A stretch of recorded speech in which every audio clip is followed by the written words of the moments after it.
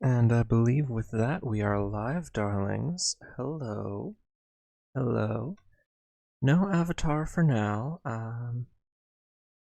but we are here. I've decided to leave that chunk of the screen clear for our the sake of clarity of information.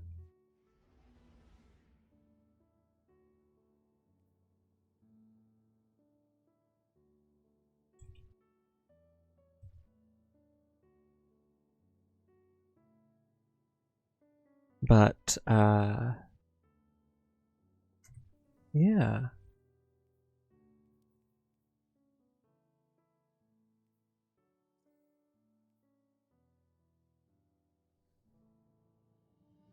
Let's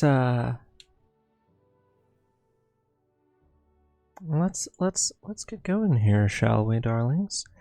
First, I will make sure I actually send out the going live notifications. That would be helpful, wouldn't it? That would be helpful. Now, because Destiny 2 does not let you actively stream that specific window, it requires a full display stream, and I do not presently have a second monitor because I am a filthy amateur. Don't worry, that's going to change, but for now, if I have to tab to OBS to fix something or, you know, hop over into the Destiny item manager, I have made sure that I won't be accidentally doxing myself, so don't worry. Don't get too eager now. I don't know why it keeps displaying the new subclass unlocked thing whenever you log in with a new character, or switch your equipped character or whatever. Just one of the little visual bugs that's come with the update. Overall, the final shape has been absolutely amazing, absolutely wonderful. But yeah, couple of bugs, which is understandable given the size of the release, honestly. As I have established, I will not be getting into any story spoilers, so if you are still waiting on playing it yourself or want to watch a lore video, please do go right ahead, but don't worry, you will not get spoilers from me. I don't have all of the new Prismatic subclass unlocked on my Warlock, which is unfortunate because Warlock is my second most played class, especially in PvP. But I have Hunter fully unlocked, and I just got Titan fully unlocked today. Titan might not be my preferred class, but it does have some absolutely delightful silliness to it, which we shall be experimenting with, playing around with, you know? We are here to stress test the system, as it were. I've already made the delightful discovery that the Capri's Sting exotic gauntlets for Hunter, the exotic perk of which, Touch of Venom, reads, punching someone with full melee energy will instantly cast your smoke bomb. Smoke bombs deal increased damage, regenerate more quickly when stuck to a surface, and grant you true sight after damaging a target. So this, which normally triggers off of a uncharged or base melee attack while your melee energy is full, on Prismatic will trigger on a grapple melee. So you grapple to something, you swing, and you jet forward in a little melee strike, which deals decent damage. It's alright. Good for priming someone. Was good on following up to strike prior to the final shape. They changed it so much like much like Titan's sprint melees or slide melees, no longer working after firing a shot to prevent the slide, fire shotgun, charged melee, instant kill technique. They have also removed the grapple's ability to do something similar, although I do think actually executing that required a high degree of skill. I think people using it might have had the ability to get a little oppressive in certain lobbies with it, but costing your grapple ability, which is otherwise an amazing movement tool, and taking that much skill to pull off, I don't know. I don't think I'm necessarily qualified to weigh in on the necessity of that nerf, but the point being, Prismatic has opened up a new little PvP exploit, or not even exploit, just a mechanic, which is your grapple melee, which is a melee that does not consume your charge. It is coded as counting as a charged melee. Certain things in the game count as charged melees without requiring your melee charge. This is one of them. So I wasn't sure if it would work with Khepri's Sting, because usually on Void Hunter, it requires you to perform the animation of your uncharged melee, right?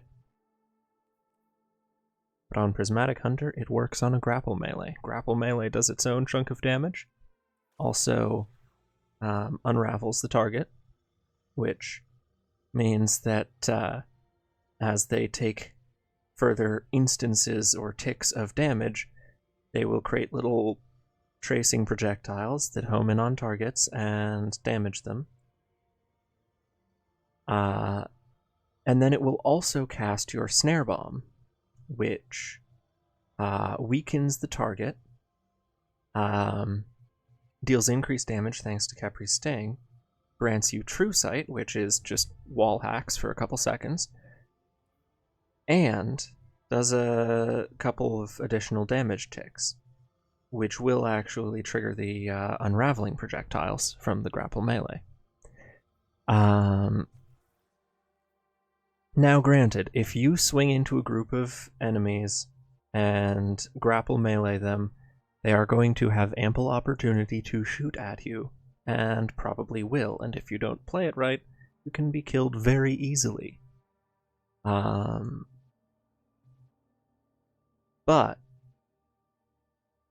having the smoke bomb cast in your face immediately after the grapple melee disorients the hell out of most players. They won't know exactly what to do. If they have good presence of mind and the right gear equipped, they will switch to a shotgun and hopefully shoot it in your general direction before you can follow up for the kill, if they survive. If they've taken even just a little bit of damage, or, and I'm not sure because I haven't been able to test the damage values in an actual game, if they take just a little bit of damage, or if they are at low resilience, they might get one-shot by this. And I've actually managed to pick up some multi-kills, collaterals with this, because the grapple melee hits an area, knocks opponents back slightly, smoke bomb deploys in an area, it's a small one, but still, can tag multiple enemies. You get one kill, and two other enemies are weak.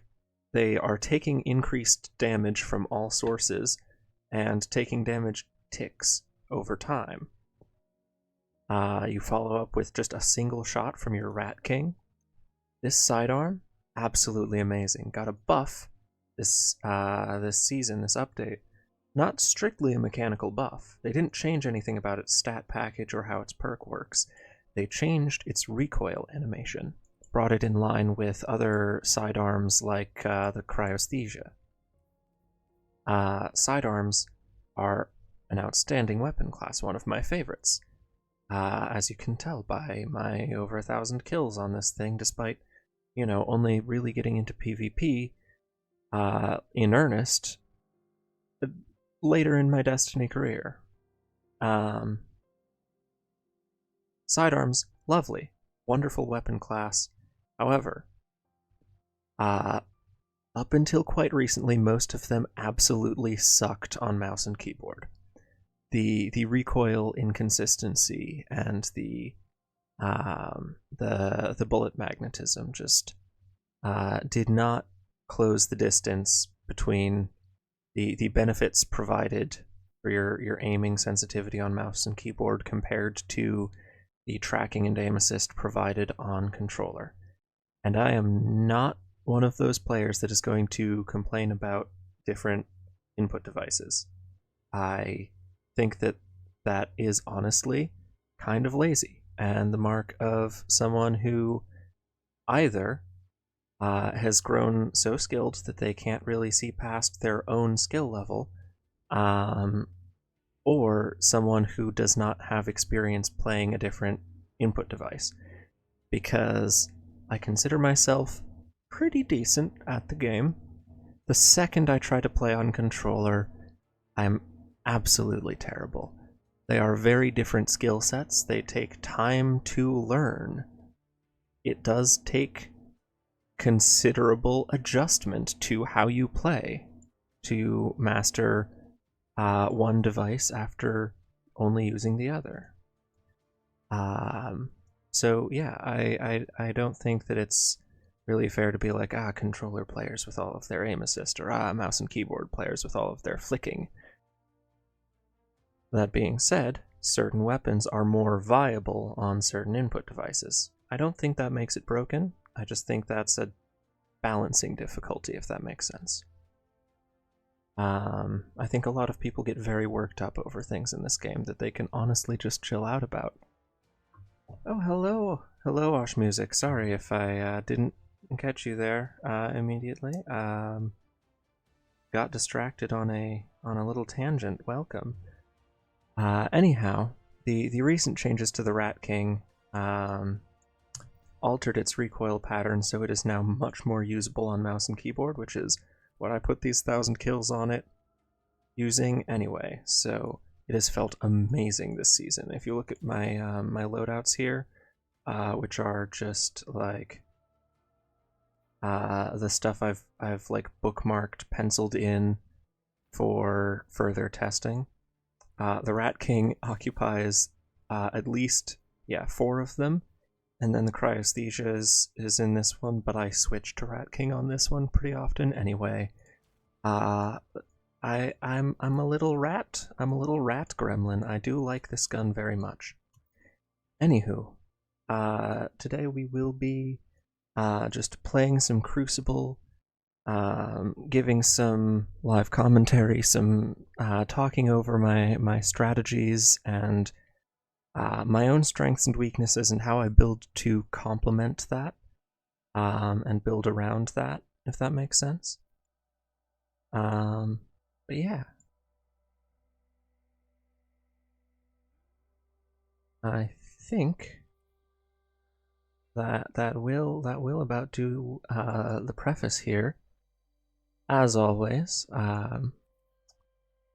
feel free to chime in with whatever you want.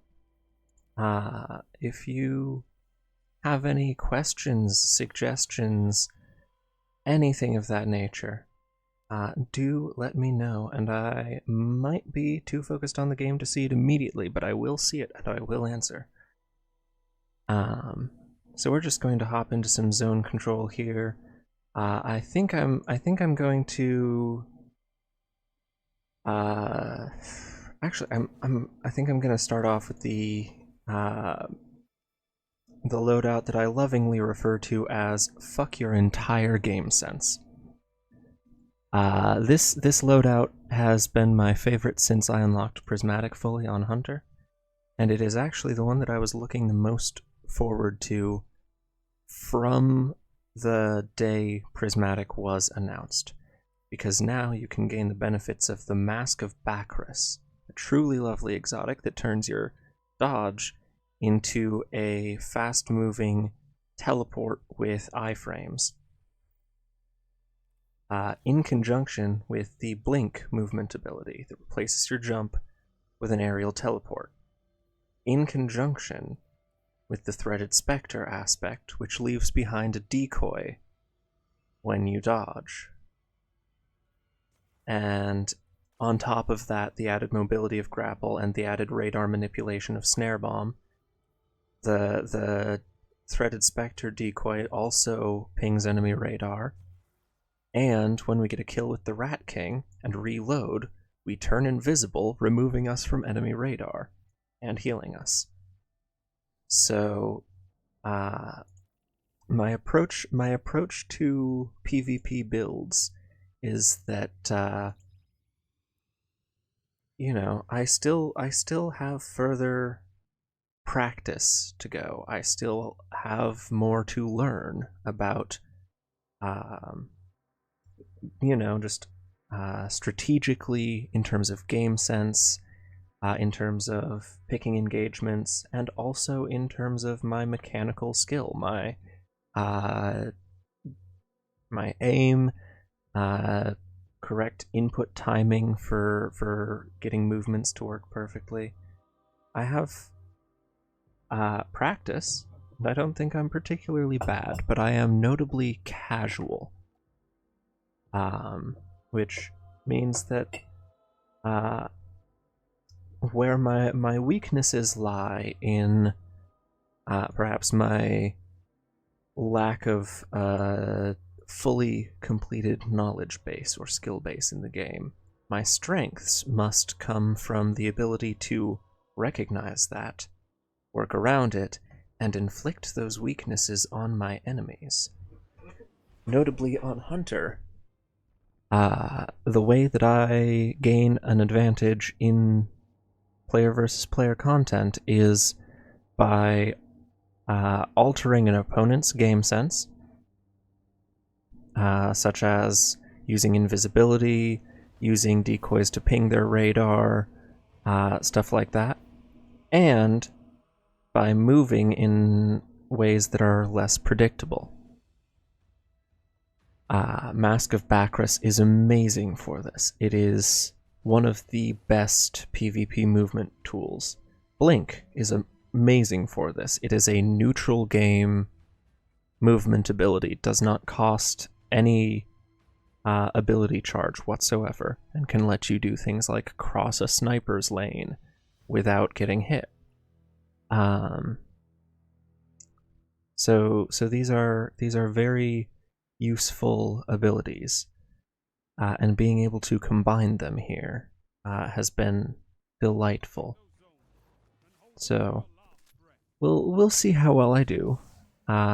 This is a combination that I'm still learning, and there is, at the start of any season, a lot of new and crazy stuff going on in the PvP space especially.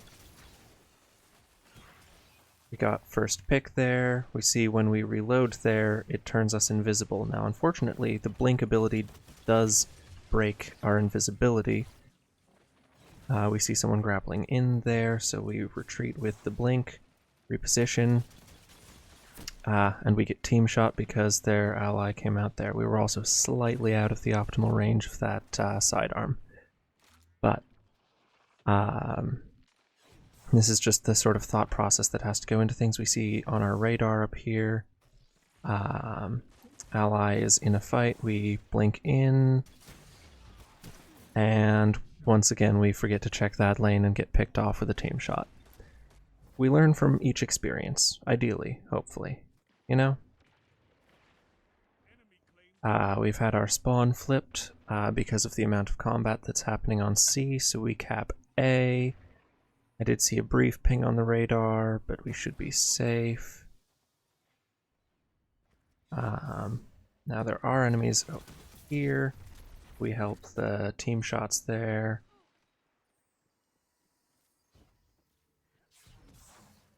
There's an enemy right there. That was the grapple melee right there that they hit us with, briefly disoriented. And then when we tried to blink back, we actually mistimed that blink, and so we blunk into the ground. There is a slight animation delay between being able to pull out your weapon after a blink, so that messed us up there. But we get that pick, flank, saw a ping on the radar, but lost it because invis also shortens your radar distance. We'll put our smoke bomb there, so if they try to push, which doesn't look like they can because allies cleaned it up, but it will just leave a little thing there, break our clone. The threadlings that spawn from that will actually help to take enemies out. And then we have fucked up here. We didn't want to get into that engagement. The grapple helps us get out. The blink to follow up on that. Enemy chases us. I was hoping we could bait them into a bad engagement, but they had the Arc Soul up to assist them on that shot. Unfortunate. We want to stay to these smaller engagement distances because we do not have a good range tool equipped. If I was actually trying to play more optimally, I would probably switch my energy slot to... Oh, hi there. I would probably switch my energy shot to a scout rifle of some kind, maybe a pulse,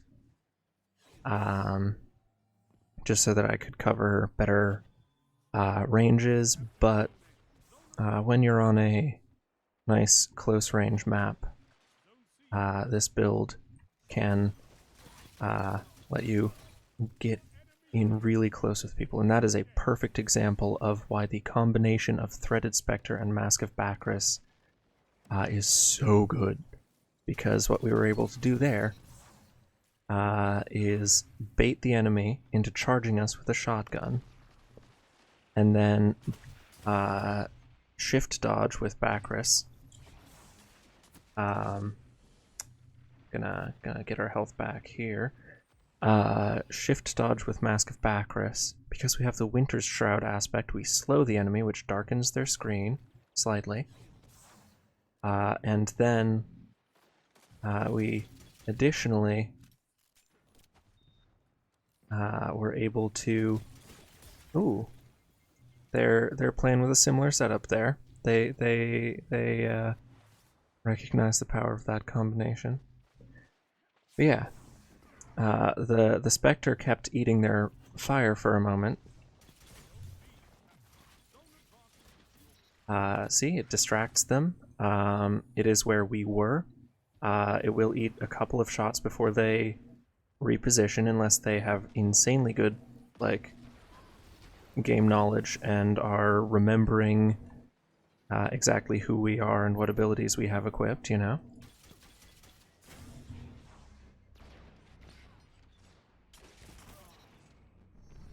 And that's why we had a shotgun. Unfortunately, we couldn't get out before they leapt in to finish us off, because we don't actually...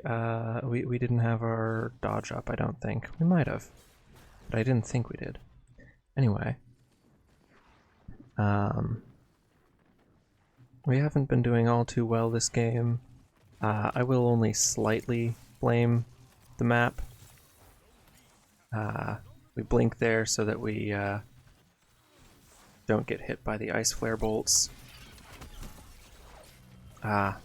We got killed out of our super there, which means we didn't actually get off the high damage output. I was hoping that it would be a good group kill there, but unfortunately not. Now an opponent has just cast Song of Flame. That's a new roaming super, very powerful. They're over there by the glow. We don't want to be here. We will actually grapple out. Lovely movement combo there with the grapple and the blink, and then immediately failing to follow up on it appropriately with a whiffed blink. Now there's someone around here. There they are. Oh Jesus, what was that? I've got a Bleak Watcher turret up. We don't want to get hit by that. Reposition over here. We're playing very cautious. I think we need to play a little bit more aggressively. Take out the Bleak Washer. Oh shit. I was distracted by that and they took the opportunity to slide in with the shotgun melee combo. Alrighty. Well then, yeah, we're not doing too hot this game.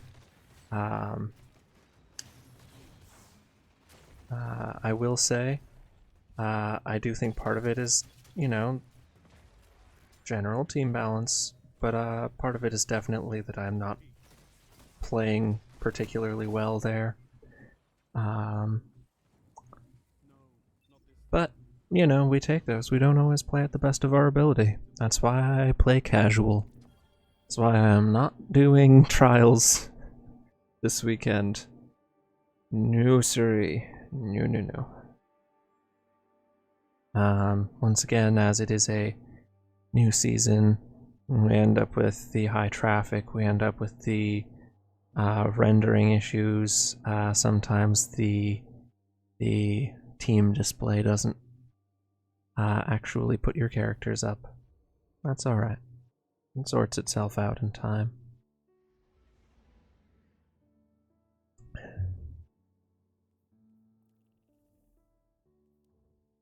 But hey, I think we have a couple more games on this build just to hopefully get one that shows it off a little better. And then I think we start mad sciencing, trying to fit together something truly silly. I also do want to test out the new Titan exotic, the hazardous propulsion in PvP. I know that a full rocket salvo from that exotic chest piece isn't enough to kill in PvP, but you know, the wave of fire from Kepri's horn isn't enough to kill in PvP. But if you pair it with Drenger's Lash, it does.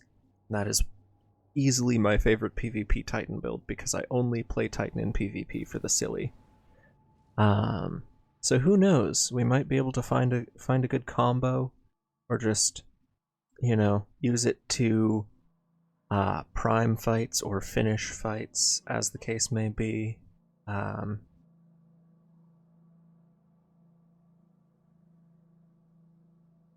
yeah, should be fun. I don't think that the Drenger's Lash combo is going to necessarily work with hazardous propulsion as well as it does with Kepri's horn, because unfortunately I think the rockets deploy faster than the... Okay, Eternity. This is a good map, I think. It's got lots of long-range lanes, but it also has lots of fiddly little angles. So what we'll do here is we'll actually plant our smoke on that corner. So if anyone tries to push up, they get weakened. Also,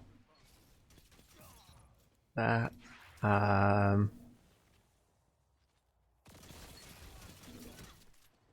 lovely. Alright. I think we flank around here. We need teammates to engage. Alright, they're engaging. That's good. We take the flank. That's a little outside of our range, but teammates clean it up. I clean it up for teammates. That's okay. We can't take that fight. We take cover instead. Cap the zone. Teammate stays alive. Good, good. They're trying to go around the edge, I think.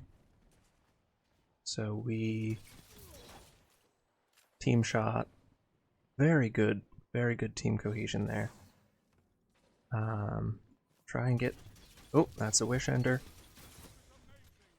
We were weak, but thanks to Rat King, we survive.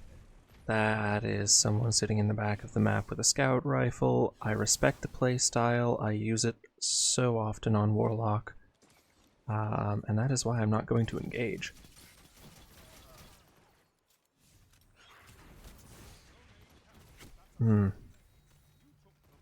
Yeah, we couldn't get the full heal off from the Rat King for that, unfortunately. I was hoping we could.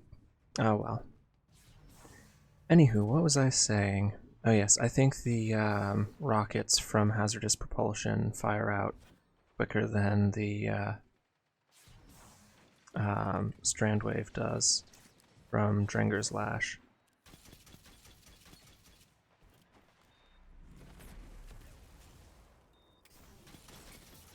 Now, a fun thing about the smoke bombs on stasis, on Prismatic rather than on Void, is they we should have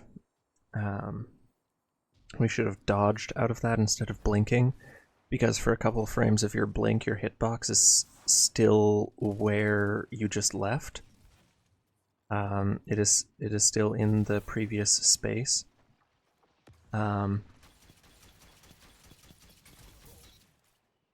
So you can get cleaned up out of a bad blink engagement pretty easily. We're going to hopefully come around and help. Oh nope, we're getting laned by the Wish Ender. So we rotate.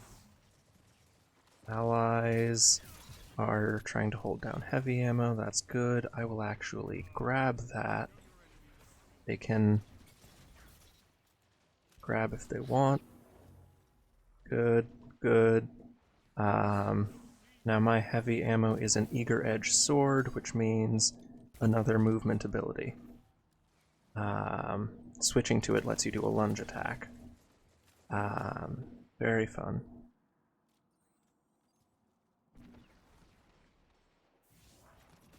Oh, hang on here.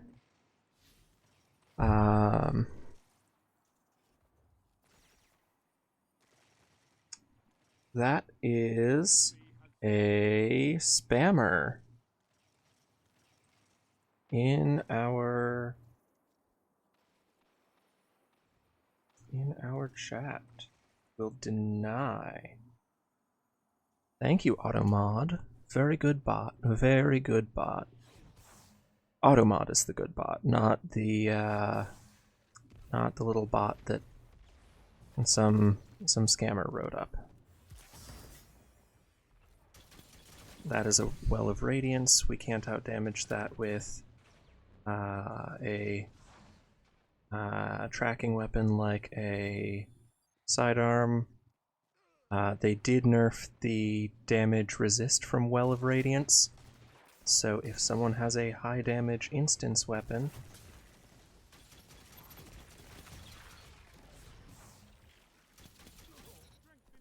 very nice, very nice. Just barely not enough to, I saw you there. I know how Invis works. I main Invis Hunter, you little sneak.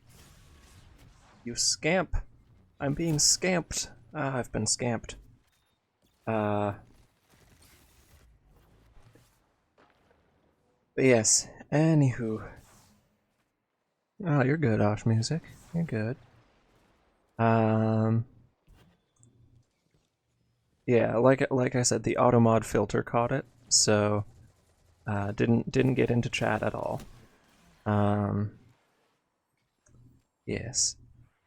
Anywho, I did blow my super trying to shut down Berserker Titan. Unfortunately, the casting time was just a little too long. There you are.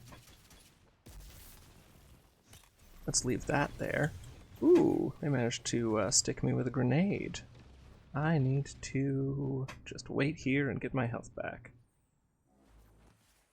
Oh, thank you. Thank you, Wash Music. Very, very good. Oop. Being shot. Lovely. Yes, that's an outbreak perfected. Don't want to get perfected. Have you considered rats are already perfect? Rat King reigns supreme. Now, I think we've been playing a lot better this game. We've been showing off more of this build's potential.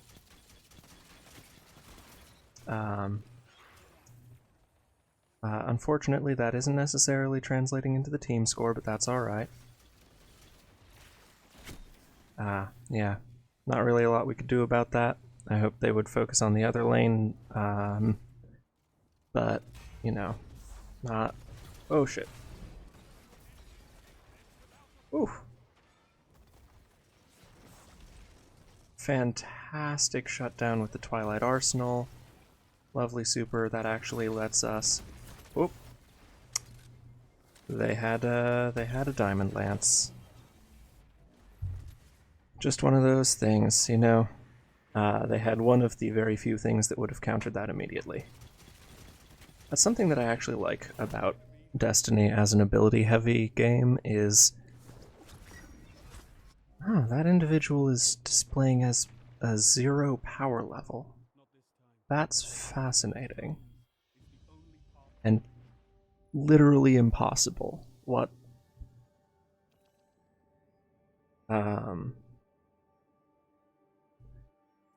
Probably a display error. Someone on the enemy team... Yeah, no one here is displaying as power level 0, so it was just a display issue. That would have been weird. Anywho, the ability-heavy nature of Destiny means that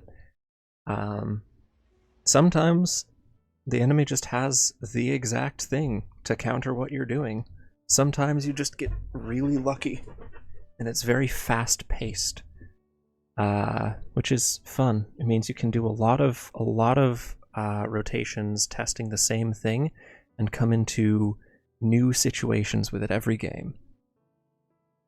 But yes. That game definitely showed off more of the gameplay loop of this build. The fuck your entire game sense setup.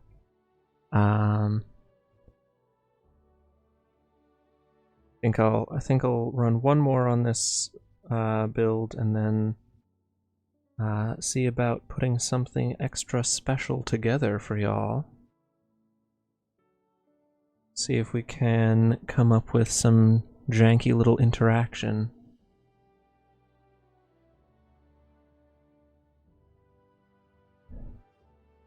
The fun of PvP isn't necessarily winning. It is confusing, right? Even if your enemy beats you, overall, you want to have instances where they don't know exactly how you just beat them. Maybe this is just my trickster entity instinct coming in. That is quite possible and indeed probable, but you know.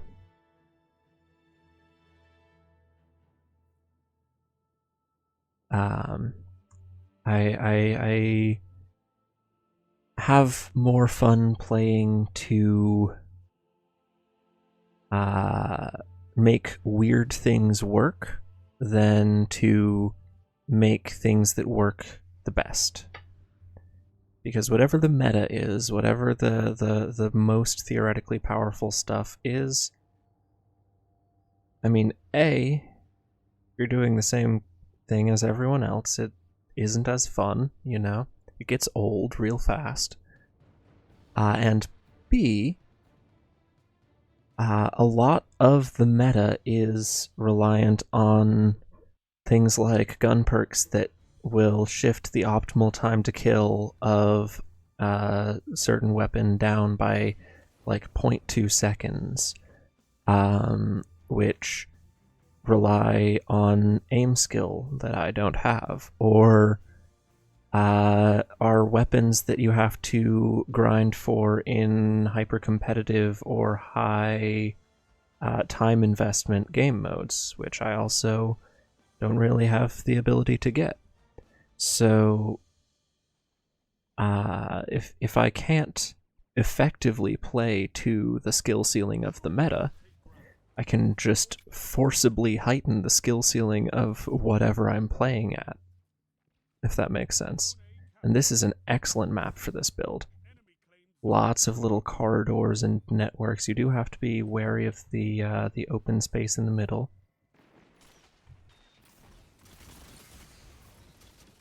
We detonate our clone there, send out the little threadlings for the assist. Mine's the fire wave there.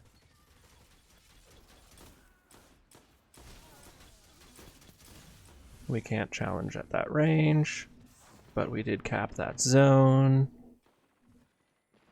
And get our health back. We keep denying this lane. There's someone right over there, but we can't actually engage because we are getting plink fired from on high. Oh, and that's why we don't bunch up. They just popped up with the rocket. They got heavy ammo, and I should have been watching the kill feed to see when they got that.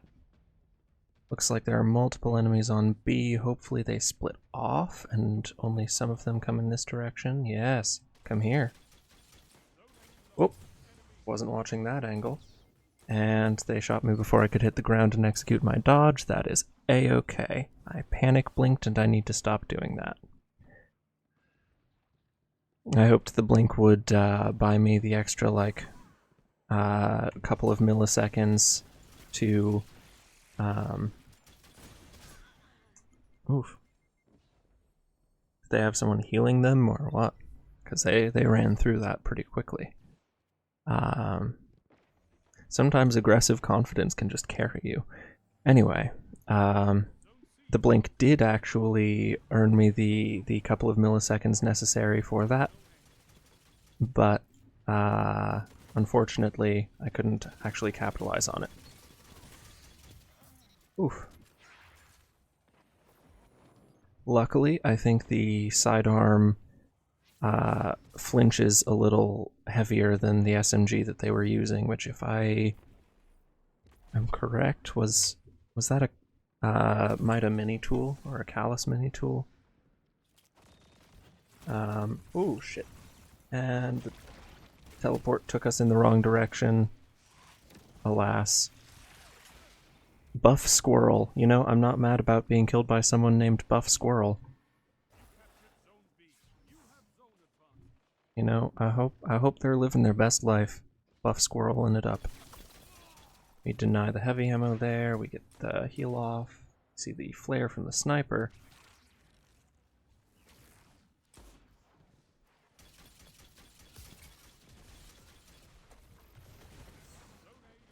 They are in that corner trying to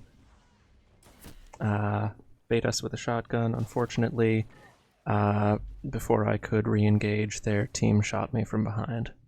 I overextended that engagement because I wanted to shut down the sniper. That's alright.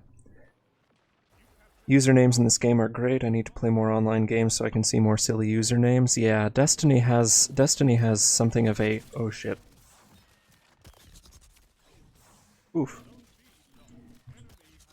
Yeah, no, we wasted our blink charges on getting away from that first blade, and so they were able to get us with the second. That new super is so fun. It's very hard to counter. Blink is a good counter to it, but you need to time it right, because you can't, like, blink multiple times in a row too close together. But yeah, Destiny specifically has something of a... oh shit, they're transcendent. has something of a culture around silly names. There's there is a proud tradition of, God, that player is scary good.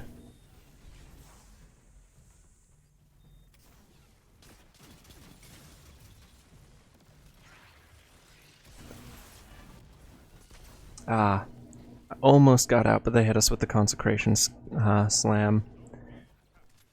But yeah, we get silly with the names here in Destiny. I don't play very many online games because some of them have, frankly, incredibly toxic communities, and even Destiny. Ooh, shit! I whiffed that grapple there. Got caught on the edge. Would have been a perfect time for a grapple melee too. That could have cleaned up both of them. But no, overextended. We learn.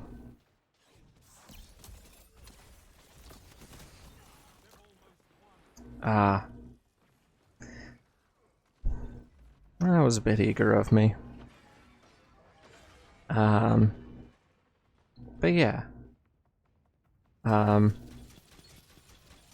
Destiny is remarkably chill as online games go, and even then, you do encounter some visceral toxicity sometimes. The reason that I make my name what it is, the reason why I use the Bungie Trans Pride emblem is because, you know, it is important to me that other people playing this game see more people that they can, even if they don't like reach out or like mention it or whatever, people will feel a little more safe, and that is worth a lot to me. And then there are people who will, you know, reach out and be like, hey, that's really cool, shoot you a friend request and stuff like that. And that's a very valuable experience to me. And the number of times that has happened, and the inability to tell the number of times that it has had a positive experience on someone who has not mentioned it, far outweighs the very small number of incredibly silly, angry little people that get very offended over you being transgender in their video game, even though they are the ones playing the game that put the trans flag in it, and they are the ones playing a game with canonically openly queer characters. It's a little silly. It's a little silly. But yeah. So Destiny has its own like pockets of toxicity for sure. It has a much better culture around that than most online games that I have personally been a part of. Has very consistently welcoming community aspects to it, which I will always find valuable and hope to pay forward in some ways. You know, unfortunately, I can't do it in all of the ways that it has been done for me. I'm not an adept raider, so I can't like shepherd people through their first clears of raids like certain people have done for me. I'm not a competitive PvP player, so I can't, you know, carry people through Trials of Osiris. But I can at least, you know, get a little silly with it, you know, remind people that it's a game, We play games to have fun, actually, and all else is secondary. But yeah, silly names, silly names. It's fun. That was a fun match too. We did kind of get it handed to us. Our entire team did. Oh my god, Rinky with the 9.0 combat efficiency. Jesus Christ. That is insane. Yeah. The matchmaking at the start of seasons or at the start of content years can be a little maladjusted. Still needs time to set up the like background skill assessments each season, but that's all right. But yeah, Harsh Music. I do highly recommend Destiny as an online game experience. I don't recommend many, massively multiplayer online games for various reasons, but Destiny is one of the ones that I find to be the most consistently more enjoyable than it is not. That and the lore is fucking amazing, and the art is beautiful, and the soundtrack is great, and the build crafting is top notch. Speaking of which, let's try and put something silly together, shall we?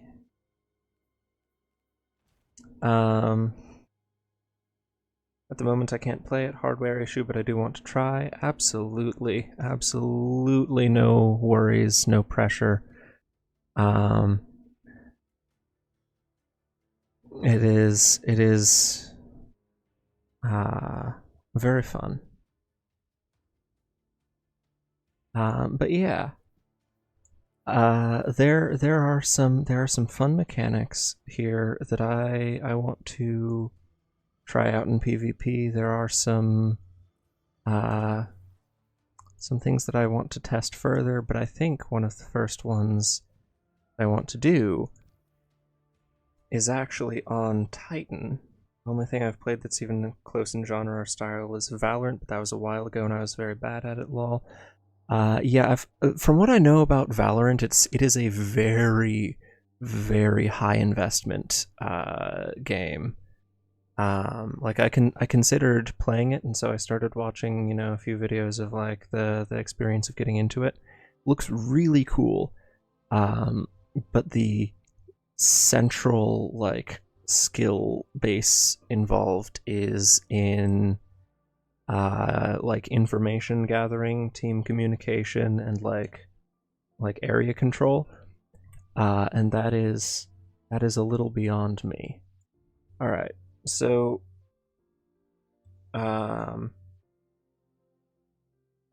yeah, it is absolutely something I recommend trying, though. Osh Music. I think, despite the fact that there are some very high skill competitive players referred to within the community as sweats, it is overwhelmingly a silly game. So, I mean, not necessarily in lore. There's really fucking deep lore. Heartbreaking stuff. Again, no story spoilers, but oh my god, the story of the final shape is so good. They outdid themselves. I'm so happy with it. I'm one of the people that thought that, like, although Lightfall under-delivered, it wasn't anywhere near as bad as people made it out to be. But like, even my like lenience aside, oh my god, Lightfall is a good story. Anywho,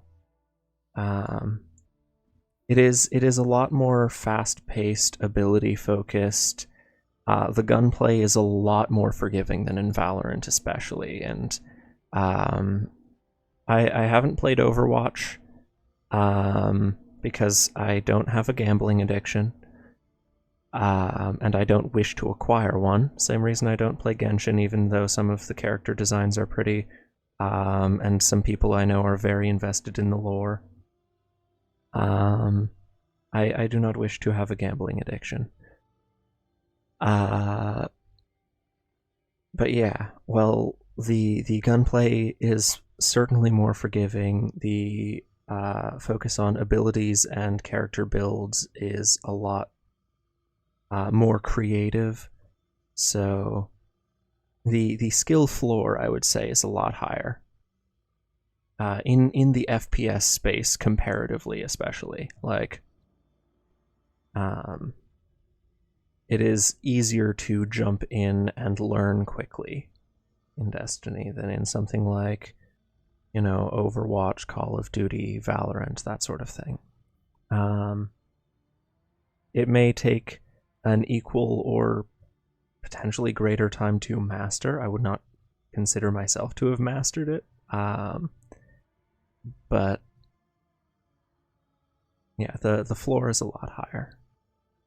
So for Prismatic Titan, there are some fun interactions that I want to try out.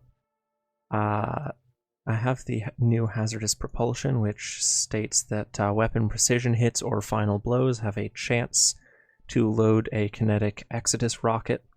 Activating your class ability fires loaded Exodus rockets. Damaging targets with rockets temporarily increases the damage you deal with all other rockets, which includes your classic rocket launchers, but also includes things like the new rocket-assisted frame sidearms, which shoot little micro missiles, which are very fun. This is the PvE build that I cleared the campaign with. But because of the special ammo economy differences between PvP and PvE, these rocket sidearms are not necessarily viable in PvP. And I want to test out the PvP applications of this, because everything that I've seen covered about it is like, yeah, you can use it in PvP. You load the rockets pretty quickly from like duels, but it's not like turning your class ability into a nuke that one-shots enemies type deal. But what I am interested in is because I know you can build stacks pretty quickly, because both the precision hits and the kills have a chance, and the chance is pretty generous. It seems like 50% to load a single rocket. The full salvo of the 6 rockets isn't going to be enough to kill, but it is going to be enough to leave your enemy pretty vulnerable. And if nothing else, it is good supporting fire. The thing that it has to compete with is the build that I refer to as Khepri's Lash, which uses Khepri's Horn, which is, without shaders, the ugliest fucking exotic ever. Oh my god. And I have not been able to see the ornament for this be available for the in-game currency. It is only available for the real money currency, unfortunately. Hopefully that changes in a upcoming season, because I would like it. Because, oh my god, this thing looks like the calcified remnants of chewing gum, or potentially a really unpleasant booger that has been plastered over a taxidermied insect, which is not the aesthetic I wish to cultivate. Luckily, this shader at least brings it in line somewhat with an all-black armor set. I'm using a little shader trick to make these leg armor look like you're wearing fishnets from a distance, because it's fun and silly. But the main thing is, Capri's Horn reads, solar final blows recharge your barricade, which unleashes a blast of solar energy that scorches targets when summoned. Barricade is your Titan class ability. It is a little wall. It can be quite handy, but the main purpose with this build is when you drop your barricade, it shoots out a solar wave that goes forwards, scorching, and then backwards, back to the barricade. And if both waves hit, it is not quite enough to kill an enemy. It used to be. It is not anymore because of changes that were made to the health and damage in PvP. But with the strand aspect, Drenger's Lash, your barricade also creates a ripple in reality that travels forward along the ground, suspending and damaging targets hit. Suspend hoists your target into the air, forces them into third person,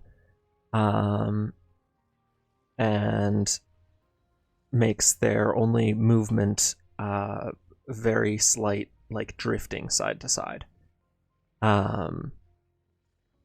Which has its own utility in disorienting your target, catching them off guard, leaving them vulnerable. But the damage that it deals is actually enough to let the solar wave from Capri's Horn one-shot Guardians of any resilience level. I think it can even one-shot through some amount of overshield or damage resist, though that obviously depends on the strength thereof. Now, even using this setup, there is absolutely no guarantee that all three of these things hit a Guardian. You can line it up against someone who's charging at you. They see you pop your barricade. They might leap to the side before the waves hit them. They might get hit by the first Scorch wave and the Suspend wave, and then have the presence of mind to, let themselves drift to the side before the return wave hits. Or you might make the mistake of sending your wave down a staircase, and then the solar wave does not have the ability to travel back because it gets buggy on certain ground levels.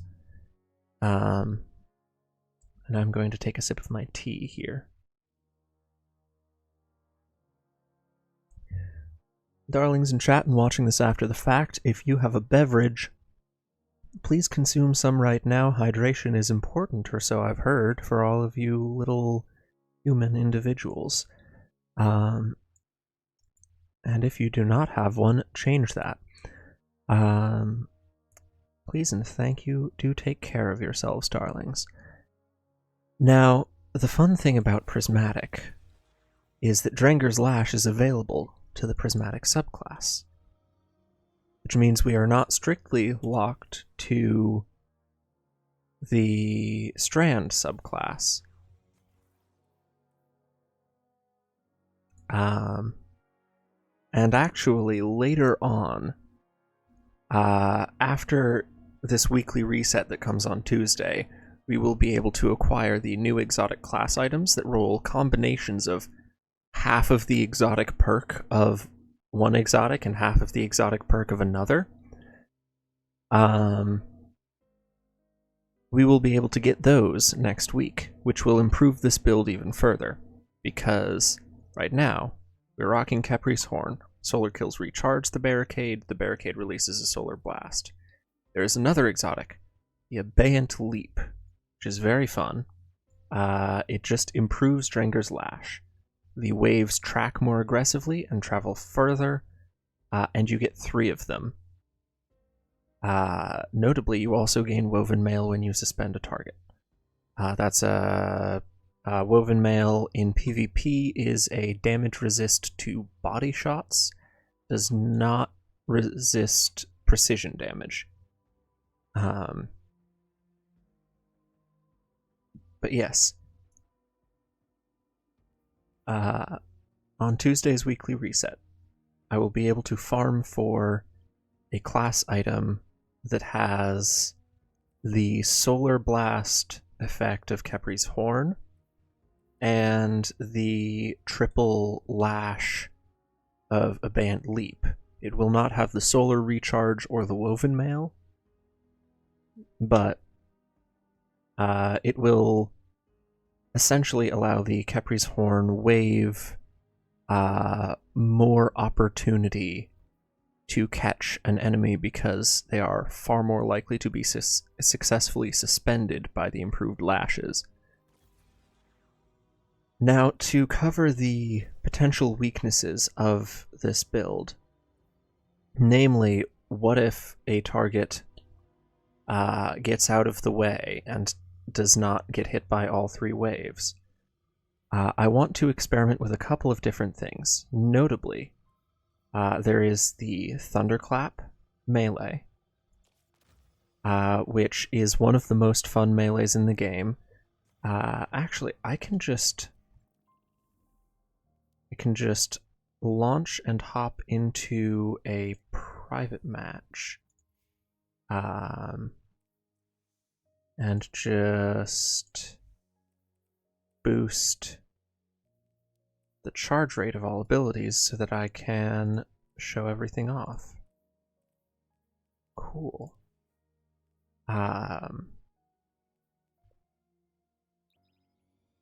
So I will be able to actually show these off to y'all. So the Thunderclap melee has a long wind-up animation. We saw it a little bit in the last match we played. There was someone on the enemy team with it. It is slow charging, but at max charge will one-shot any Guardian at any resilience level with any damage resistance buffs.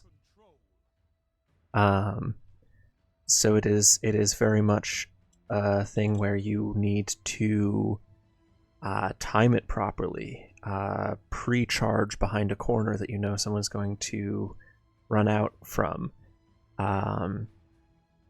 You can release it early and deal less damage. But notably, if you are standing right behind a barrier and you start the charge animation, the release animation can actually push you just ahead of your barrier. So if I make sure that I have Thunderclap equipped,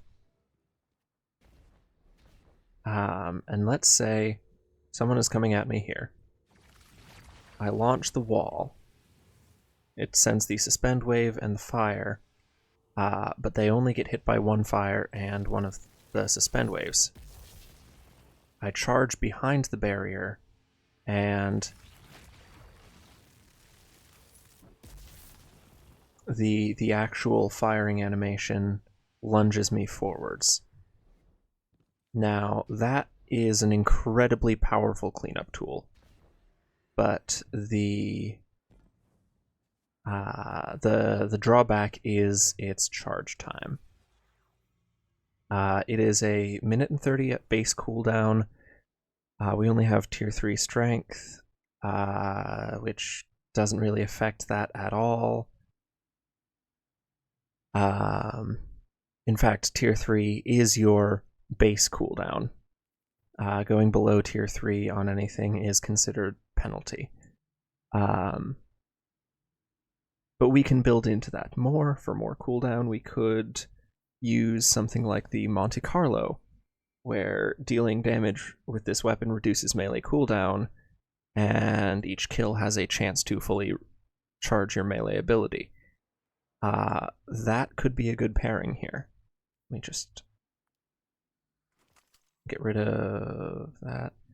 On a slightly more tame scale, we have a weapon with Pugilist, where final blows generate small amounts of melee energy. That's not really enough to make a difference in a prolonged Crucible game. Now, I could also go over and grab through Destiny Item Manager here. I could grab... Where are you? Traveler's Chosen. This sidearm, I'm still have not gotten the catalyst for it, but the exotic perk is that each final blow with this weapon will grant stacks of Gathering Light, and you can alt reload to consume the stacks, granting ability energy. I'm not as confident with my use of Traveler's Chosen as I am with Monte Carlo, but also I really like using the Mida Mini tool with Hipfire and Kill Clip. This is such a fun roll to help charge the Solar Barricade. This might change once I get the exotic class item, because then the solar final blows won't increase the charge. But an auto rifle and a submachine gun duel in very similar ranges, so I would be more comfortable having something with a little bit more range. Auto rifles are mid-range, SMGs are close range, but too much of their range bracket overlaps for me to really enjoy using them together. That's why I was using the Mida Mini tool, or the multi-tool with the Mini tool, because these two weapons have synergy together that just boosts your move speed, which is great for an aggressive playstyle. Also, this is a good scout rifle. It's a good scout rifle. It is thoroughly power crept. It has been so very thoroughly power crept, but I still enjoy it. Other option is using this pulse rifle here, which has slice, where casting your class ability allows this weapon to sever targets on hit. Severing is a debuff that decreases your outgoing damage, but more importantly, defeating a strand debuffed opponent will cause them to spawn a strand tangle, an elemental pickup that can be shot or thrown to deal damage around it. So we have options there, but notably we also have the option of using the Frenzied Blade melee ability, because it has multiple charges, and charges come back quicker the more charges you have, with the Consecration aspect, because Consecration is a very fun ability. Normally available only on elemental subclass that does not have multi-charge melees. You slide melee, sends a Scorching Wave up. That pairs nicely with Kepri's Horn. That consumes half a melee charge. Which this is our normal melee with Frenzied Blade. But you can also press it again while in the air to send a larger wave that ignites all targets scorched, which is a explosion which will kill. So what I could do is send that out and then do that to clean up. I think the amount of distance that I will travel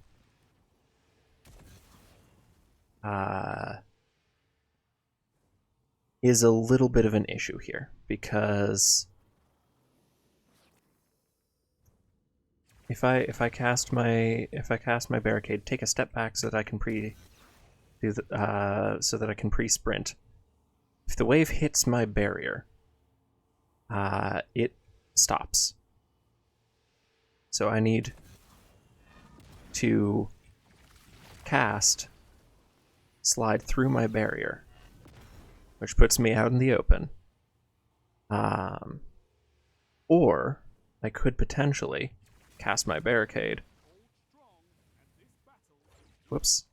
That was not a sprint key activation. Cast my barricade. first wave does not pass through the barrier, and I stay behind the barrier.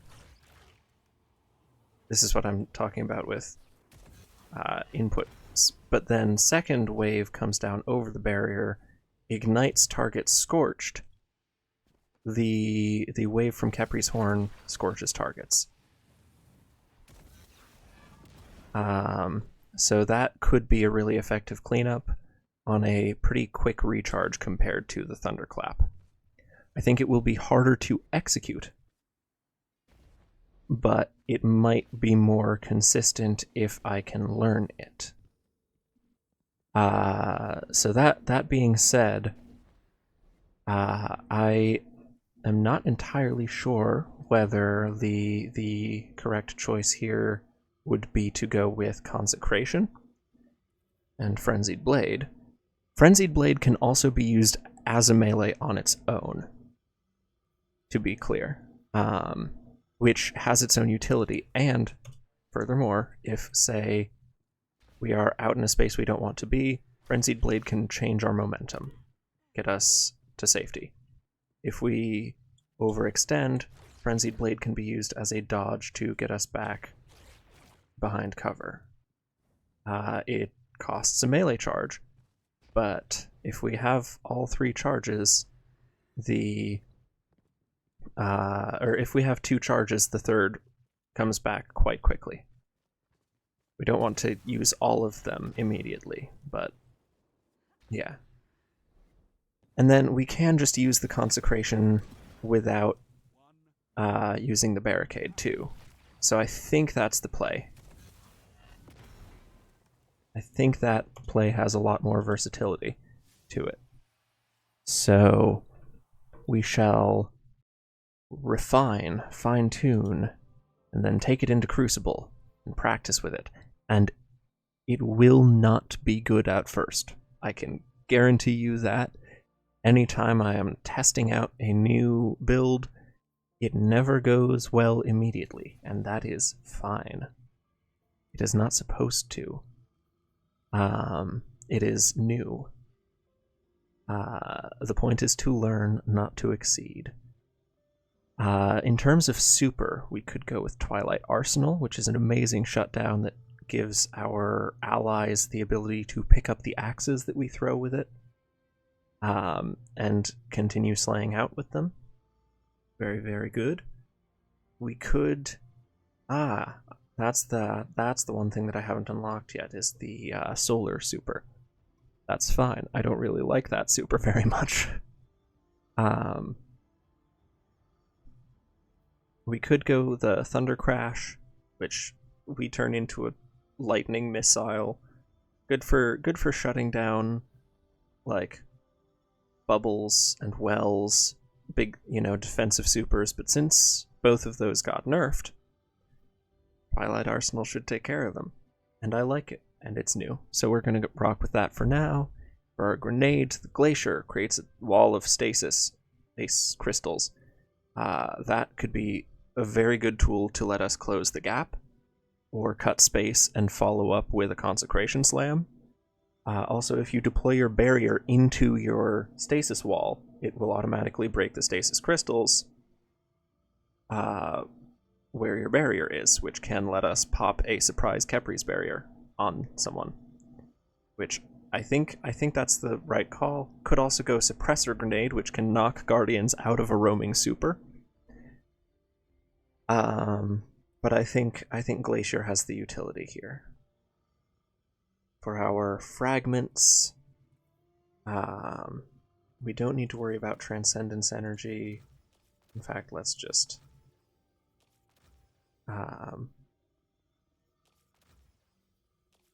wipe everything bare. What we want to worry about is, first of all, we want our class ability to come back fairly quickly, right? Khepri's Horn helps with that. Having 100 resilience stat helps with that, tier 10 resil. But also, grab Facet of Hope, that's just slightly better passive class ability recharge. Well, you have an elemental buff, your class ability regenerates more quickly. So we will work in a way to get a buff. Then I think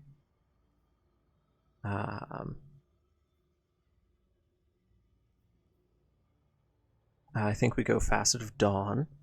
Powered melee hits against targets makes you radiant. This is what made smoke bombs so much better on Prismatic Hunter, because not only was it weakening enemies, but the smoke is a melee ability technically.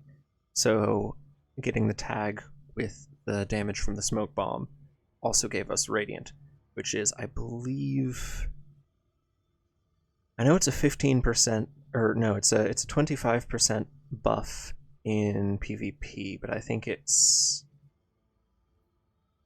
either 15% or a 5% buff in PvP. Still, good to have. We hit something with the wave from Consecration, we get a Radiance buff. Does come at a strength cost, so we will want to shuffle around some of our armor pieces to get better strength score, because that affects our melee regen.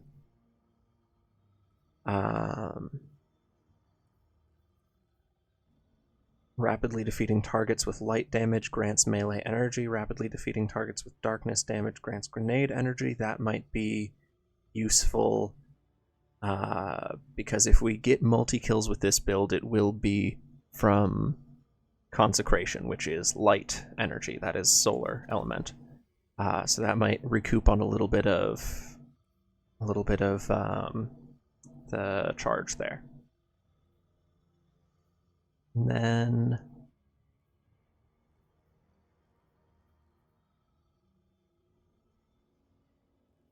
let's see. While surrounded by combatants, you are more resistant to incoming damage. Always handy. It's a very minor damage resist in PvP. Actually, the language that it uses, combatants, typically means PvE enemies. Well, it does also have a strength buff. So if we end up with a fragment slot that we don't know what to do with, we'll slot that in for the stat bonus. Melee final blows start health regeneration. Yes, we need that.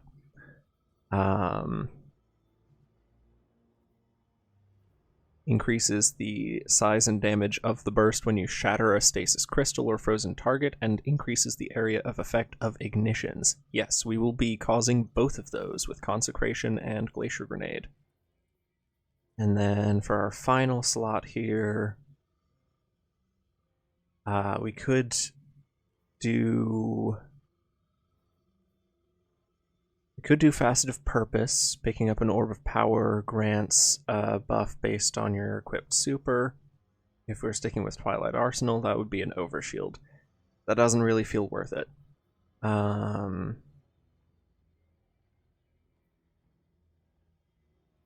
So yeah, I think we do go Facet of Protection, in case it works, and also for the strength buff. Now we will need to shuffle around our armor layout just a little bit to get some higher strength. Haven't upgraded this anywhere near as much, but it does have boosts to resilience and to strength, and we need both of those.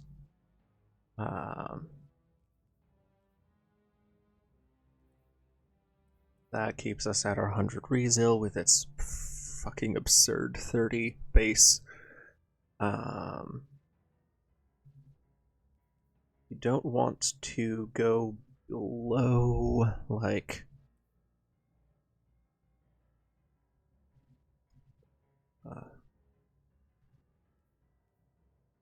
think we can afford that. Yes, we can afford that and still keep 100 resilience.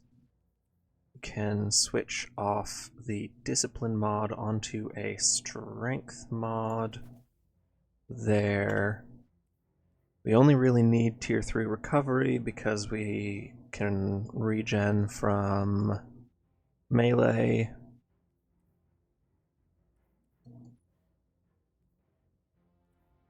utility kickstart for the barricade Reaper, so that when we cast our barricade, our next weapon, final blow, will spawn an orb. And then I feel like we go outreach for a little bit of refunded melee cooldown.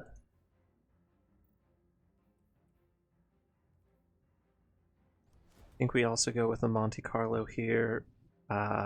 We can switch to the Mida if we end up on a map that doesn't work well for that. I am going to just clear a couple of things out of my inventory here. There we go. Very nice.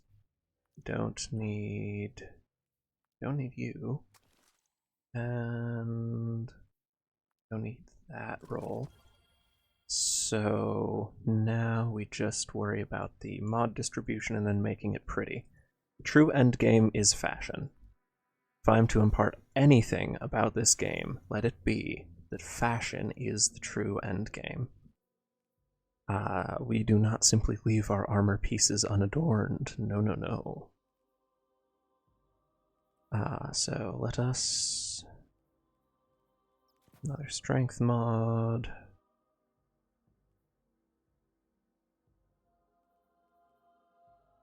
Grant class ability energy when you cause damage with a powered melee attack. Sure. And then...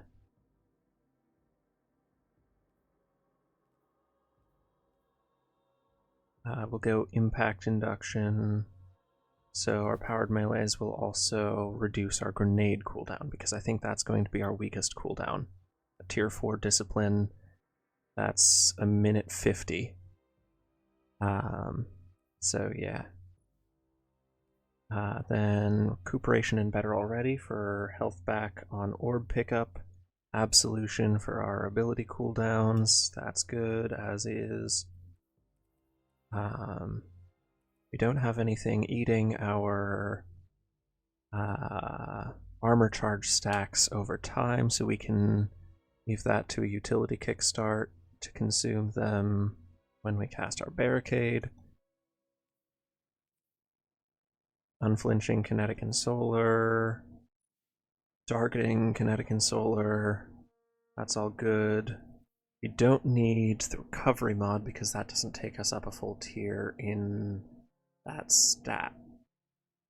So what can we put there instead that we benefit from? Discipline. Bring that up to a tier 5. Very nice. Now, fashion. The real question I have is, will this work with... Where is the shader? Photo finish.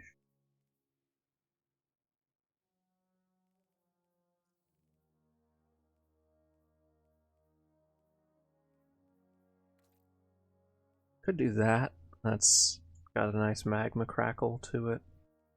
But there is a shader that turns the glow into RGB. Where is it? There we go, photo finish. The actual metal color itself is not very pretty. The fact that the glow changes colors is, and it fits with Prismatic. We'll go with that for now. We could also go for solid photo finish on this, which has a lot of glow. I think we keep the Devastation Complex ornament because I can't get enough of the cowl fluff. You love the cowl fluff here. And then I don't think photo finish because that doesn't pair very well. Can go... Oof.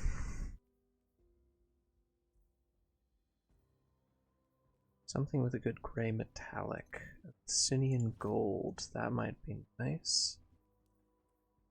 And then... Lion's Might, and Photo Finish for further glow. RGB Titan. Is there a chest piece that I have? It's the glow. There's that, but I don't like that it has the Guardian Games emblem colors on it as well.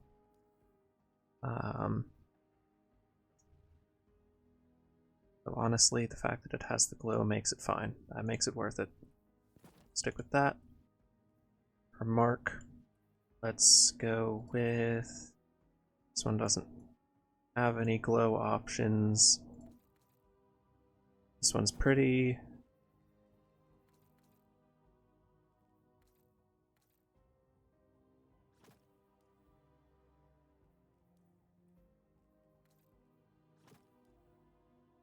Yeah, let's go with that. Cool. And for our heavy, let's... Yeah, honestly, the machine gun is fine. We're not going to be having heavy up very often. Let's take it in for testing. Let us give it a spin. Let us go then, you and I, while the evening is spread out against the sky like a patient etherized upon a table. Let us go through certain half-deserted streets, the muttering retreats of restless nights and one-night cheap hotels, sawdust restaurants with oyster shells, streets that follow like a tedious argument of insidious intent. Oh, do not ask what is it. Let us go and make our visit. The rooms where women come and go, talking of Michelangelo. Oh, we're joining a match in progress. Lovely.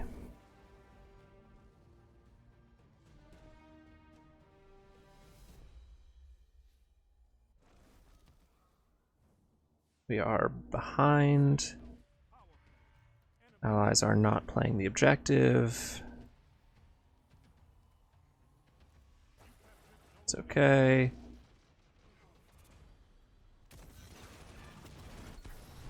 Lovely. Very satisfying. Fantastic. And we get cleaned up there. But that was fun. That gave us a...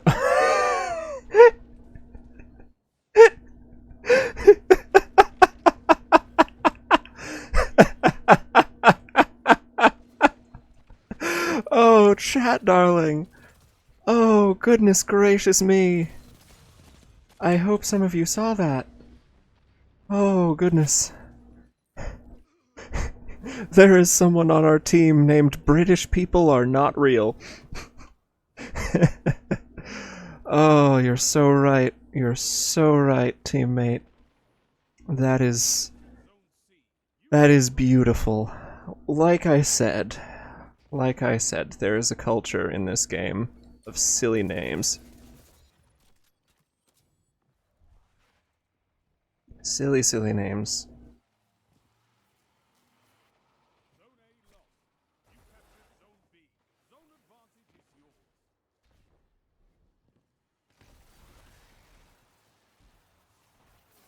Oh shit. Walked backwards through a hostile barricade right there. I was too entertained by British People Are Not Real. I'm not afraid to admit it. Huh? Oh, they're lagging. They're lagging real bad. Oh, they're lagging so bad. Because that would have killed were they not.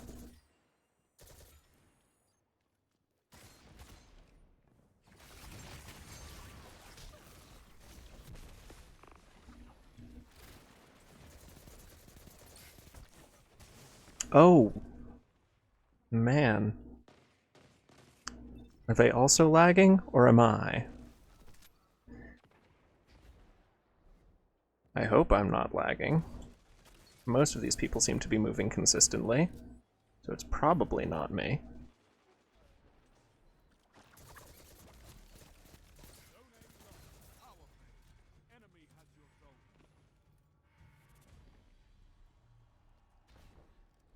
Alright, darlings. We have our melee charge again. Oh hey, Bilbo Swaggins! I recognize that guy. We match from time to time. That's the other thing about this game's distinctive names. Oh shit. Yeah. We didn't have the speed to actually evade that, because we're not playing a movement-centric build here. So we just kind of had to watch in dread as a, Oh. Well, that's unfortunate.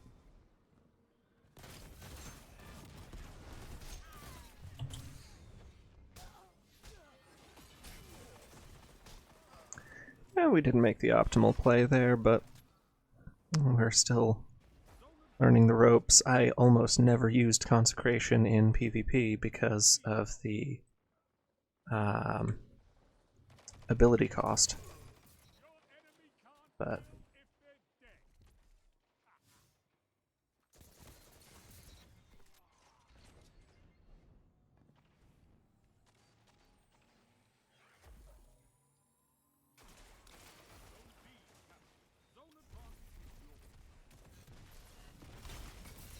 ooh! That felt rude.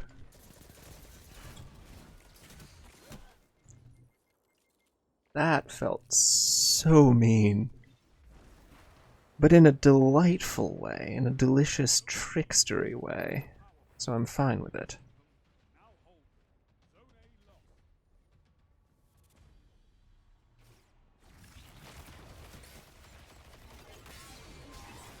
Oh, yep. That's a Twilight Arsenal right there.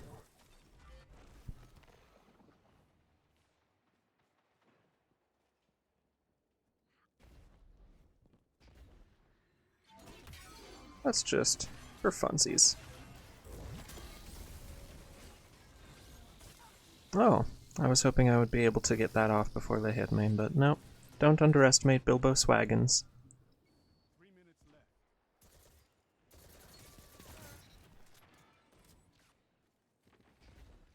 Never underestimate Bilbo Swaggins. Feel free to underestimate Papa Reeves, though. I'm terribly sorry, but one does not simply get their Gathering Storm javelin stuck in the ceiling.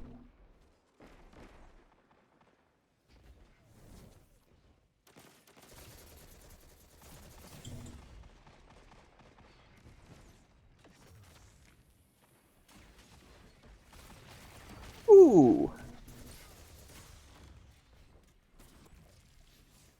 Lovely little barricade kill there. Thank you, teammate, for the assist on that.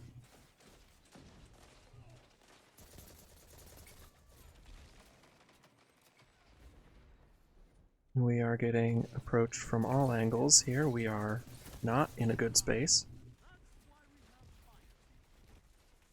But luckily we had a teammate jump in to help. Clear that barricade out of the way. Teammates are capping the zone. We can come around here, and oh, they are going under us. Lovely.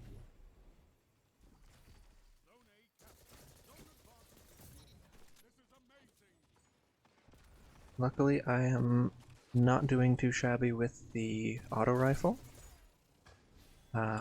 Shabby though I may be with my ability kills, which are the point of this build.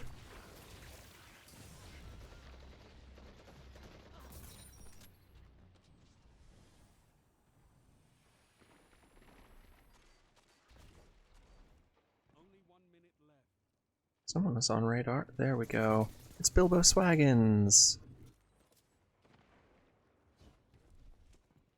Man, all the love to Bilbo Swaggins, but that is a very fun name. Very funny. So I will point them out when I kill them or they kill me, but it is absolutely out of respect for the name, you know?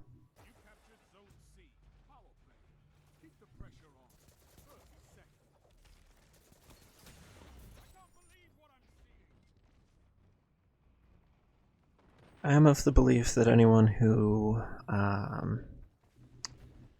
rages out and genuinely like insults or tries to hurt the feelings of people for stuff in games like this are truly bad gamers. Even if they are skilled gamers, they are bad at playing the game because it's a game for enjoying, and if you're not having fun, you're not actually doing any good at the game because that's what it's for. So, yeah. If I jokingly call someone a name, it will be with all intent to be silly. And if I take note of someone that I'm, that I kill or that kills me or whatever, it will either be, a commentary on their skill or a note on the play at hand, or to acknowledge that their name is fun, and absolutely nothing beyond that.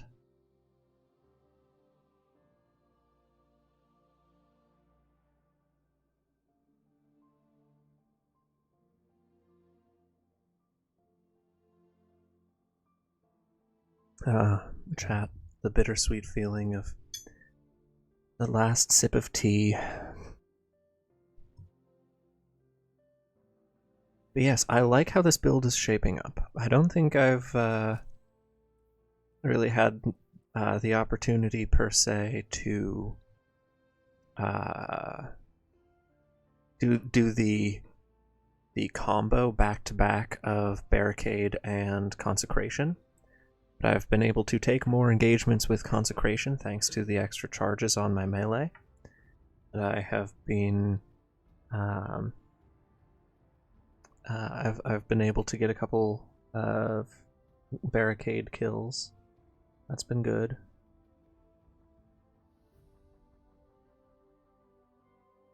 I do think that while every part of this kit, not the grenade, but the barricade and the consecration both have the ability to one-shot or even collat guardians, the focus should not be on that.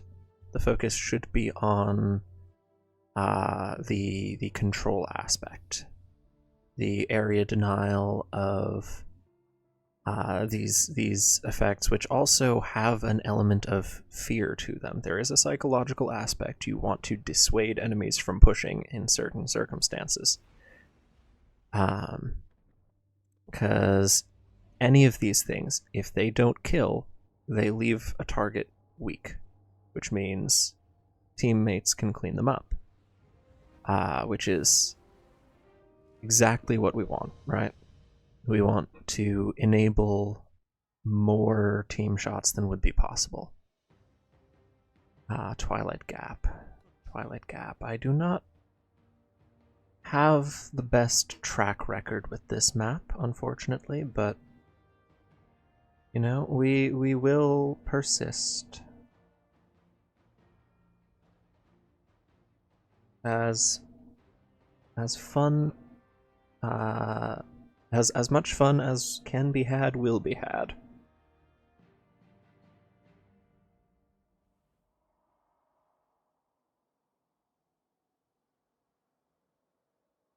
This is also a map where I think I might switch to the scout rifle, because it has plenty of long-range engagements. I'm going to forge ahead, see if I can... Ooh!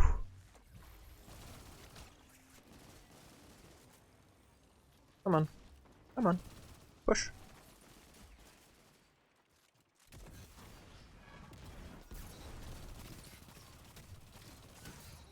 Very nice. That's what we want to see.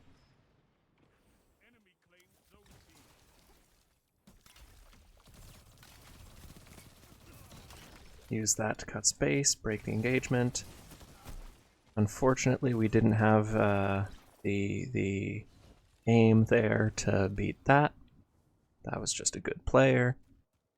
But yeah, we made some very fun plays there with that. That was excellent.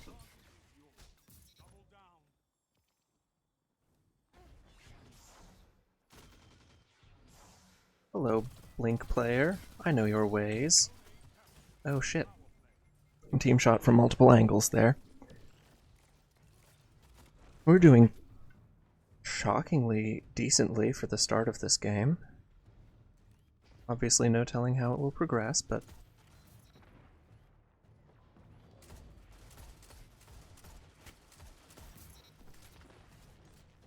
whew.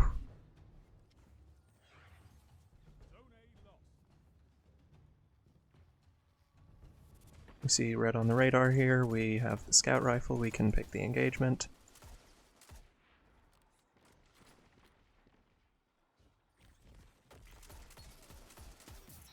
Lovely.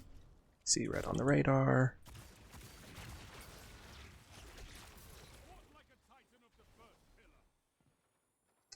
Once again, the barricade is amazing if they just stand still. That is so fun. Oh shit. Yeah, got team shot out of a grapple melee there. But hey, it is what it is. It will be what it shall.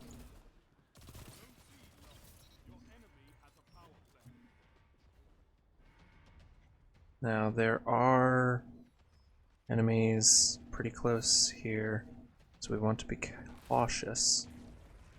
They get damage tags.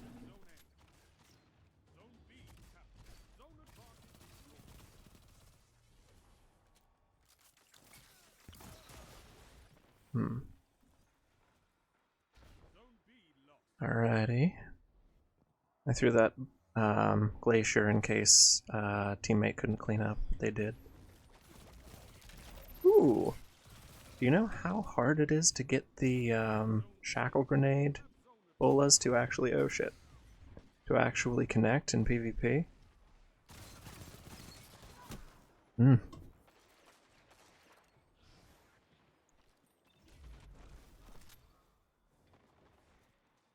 Alright, you know that I'm coming.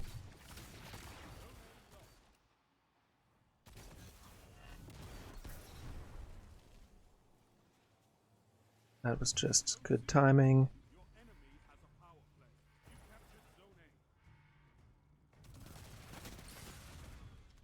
Can't outduel that. I think that is Ace of Spades with Memento Mori up.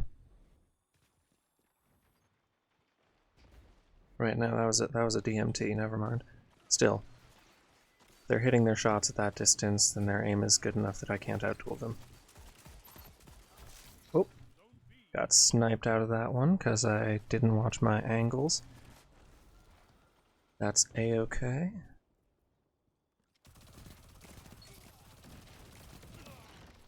They were using the new Strand rocket sidearm in PvP, which is a choice that you can make, certainly. Hey, Telesto Besto has the sweet business. One of my favorite guns to use on Titan. That's right, I am an enjoyer of the brrrr.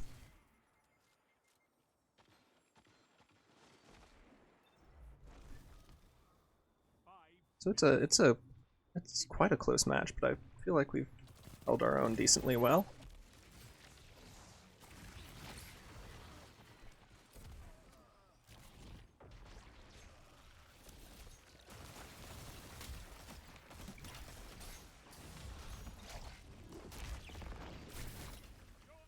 Hey, we got him to panic super, and we cleaned him up out of it.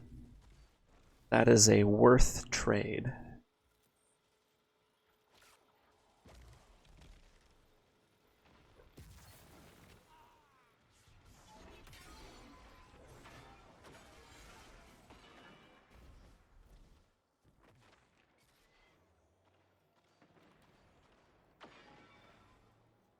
we can go ahead and cap B. Or not. Oh fuck. That's okay. That is okay.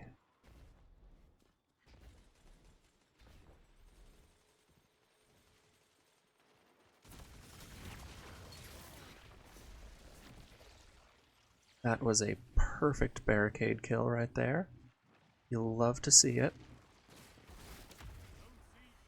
With that.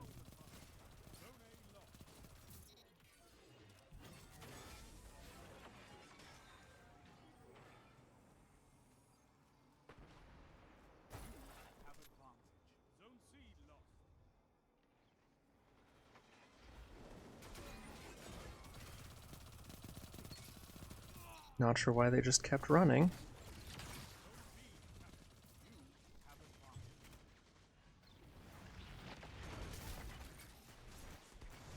Ah, damn.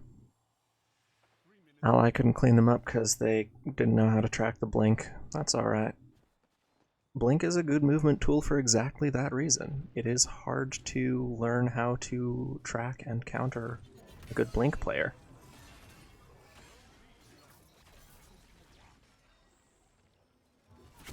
Oh. Yeah, they got that. Damn. They got that. They just killed three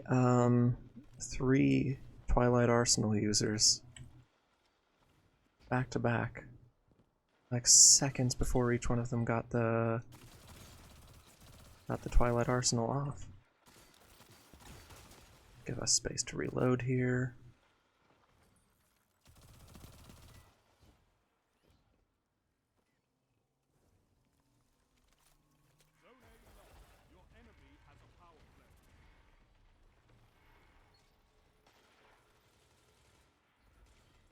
I think we come up here. Take some range. Oh shit, looks like they're on C again. Surely it won't work a second time. The exact same, perfectly.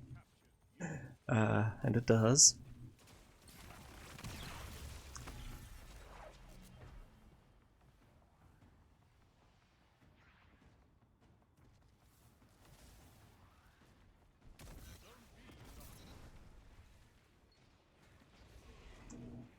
Despite the fact that that did slightly whiff, we managed to get the kill.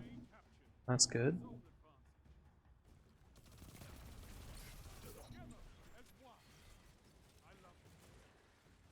Yeah, our enemy is doing better than we are. They are winning, but barely, and also we've been playing, I think, to what I could describe as my reasonable personal ceiling for this build on this map, given my amount of practice in it. So I'm proud of that experience. Let's check our stats here real quick. Top fragged, 3.1 combat efficiency, 31 kills. That is not bad. That is not bad at all. That's actually a really good kill number for me, personally. But yeah. I like this. I like this build very much. I think this is only going to get better with the exotic class item because I wasn't capitalizing on the barricade recharge as much as I could have been, right? Because I was getting kills with Maida or with Monte Carlo. Because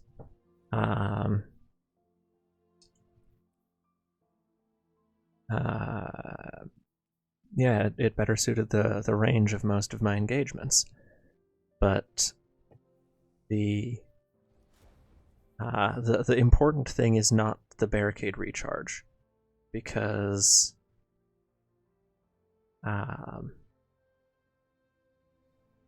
we get that back fast enough anyway with our various mods and with our resilience score.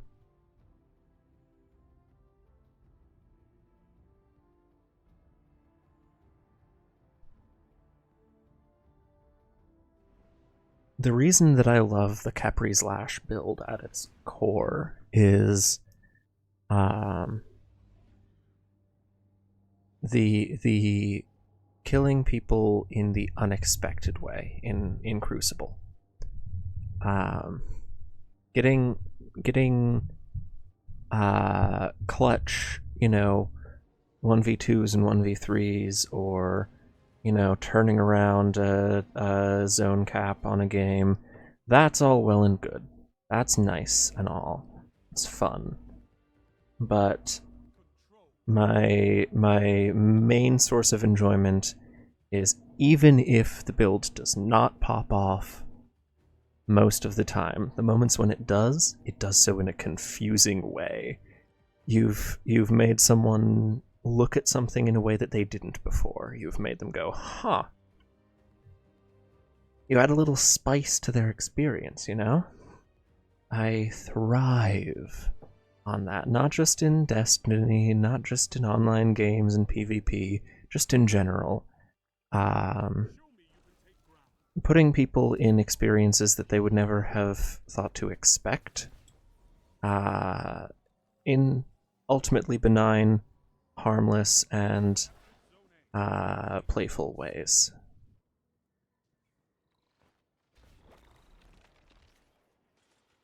See right on the radar there, it's getting closer. We switch to SMG. We get team shot there because they slowed us with Duskfield placement. That is good placement. All fighting is still around B. They are looking to cap, so we should... We do manage to grab the Arc Soul there, that's good. Do not want to cluster up.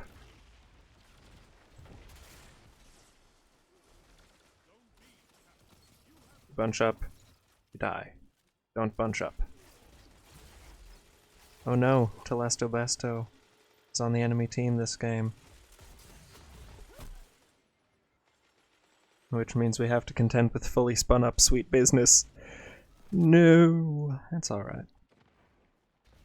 I play that playstyle. I know, in theory at least, how to avoid it. Although, not as much in practice, because again, it is a less played playstyle because it's not optimal.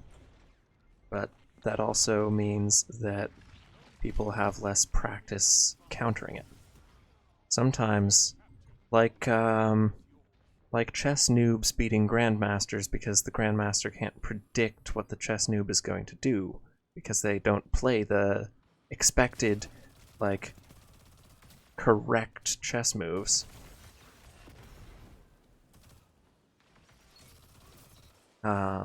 Sometimes you can beat players who are far more skilled than you by playing just disgustingly off meta.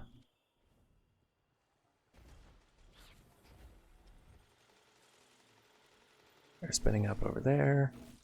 Oh shit, hi.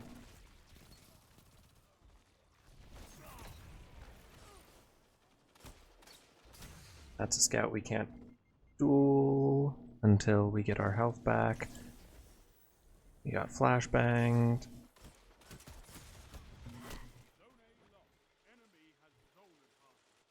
We aren't playing as well this game, but I think overall our team is playing with a little more unity, which is good,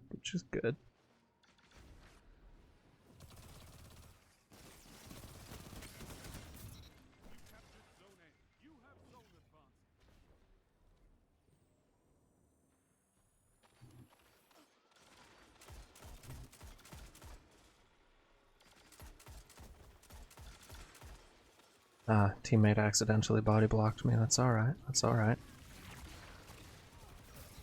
Ooh. I should have... I don't know if I had a melee charge there. I should have done the... I didn't. Oh well.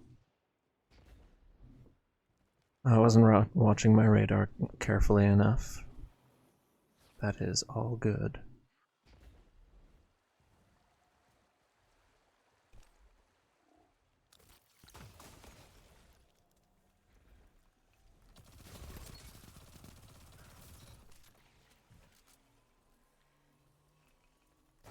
teammate managed to freeze them. That is fantastic. Clean up. Teammate. Nope. That is out of our range.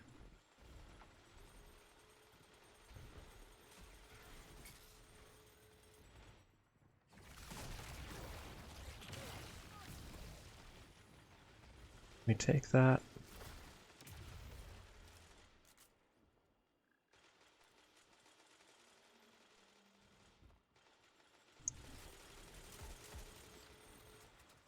We don't want to do a head-on challenge to a fully spun up sweet business. So we, oh shit. We get in a really bad engagement space apparently.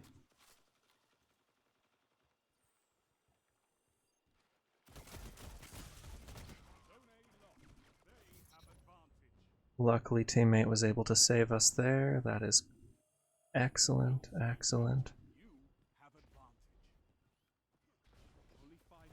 Oh. Oh, we do not want to be here. We do not want to be here. Get me out. Get me out. No. Yep. Oh well. I'm sorry, I just realized one of my teammates is named Exotic Dog Turd. Someone else is named Dogs Are Sexy. That's a choice that they're named that.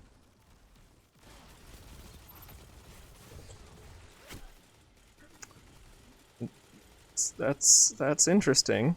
Someone else is named Jewel Are Cool, and someone else is very simply just Leg. Honestly, mad respect for Leg.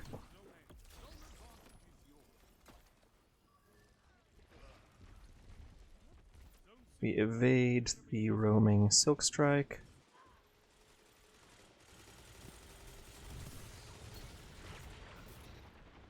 Ah. Our barricade charged just a millisecond too late for it to be useful there. But, come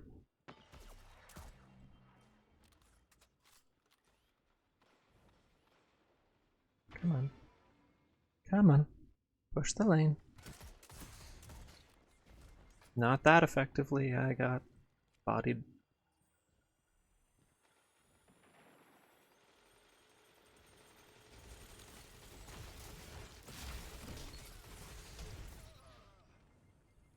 Fun, fun.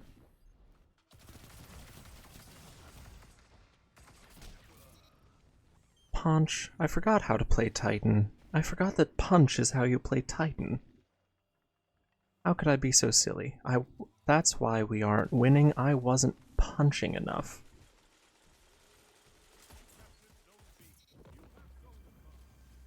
Ooh, rank up. Lovely.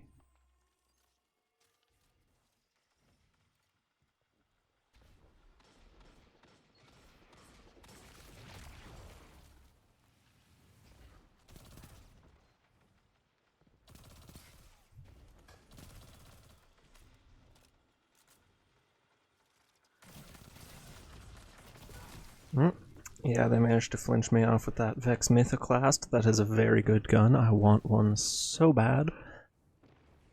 But unfortunately, I don't have a raid team. Or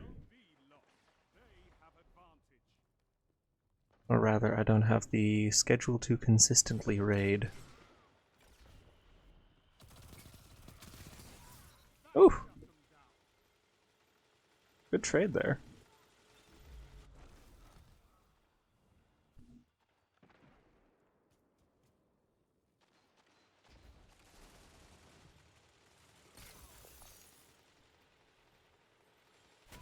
Oh. That was a very, very fast corner peek there. Very good.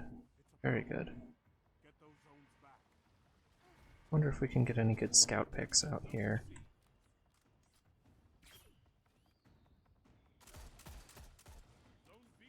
Close.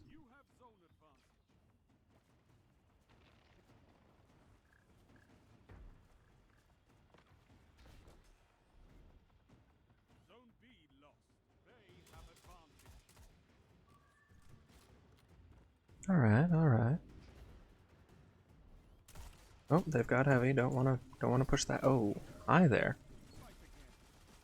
That is also heavy.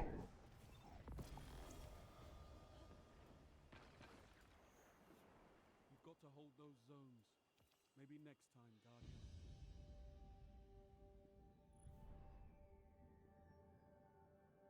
Guardian. Alright. I think overall we did show some of the benefits of this build. I do want to take some time to revise. Of course, it will change slightly with the class item. If I can farm one with that combination, that will be fantastic.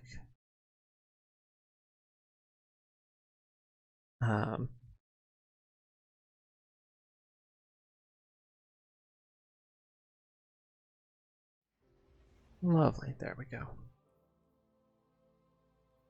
So yes, I will overwrite my strand build with this. This is currently Capri's Lash revised. Now there are some other things. That I want to try. Perhaps.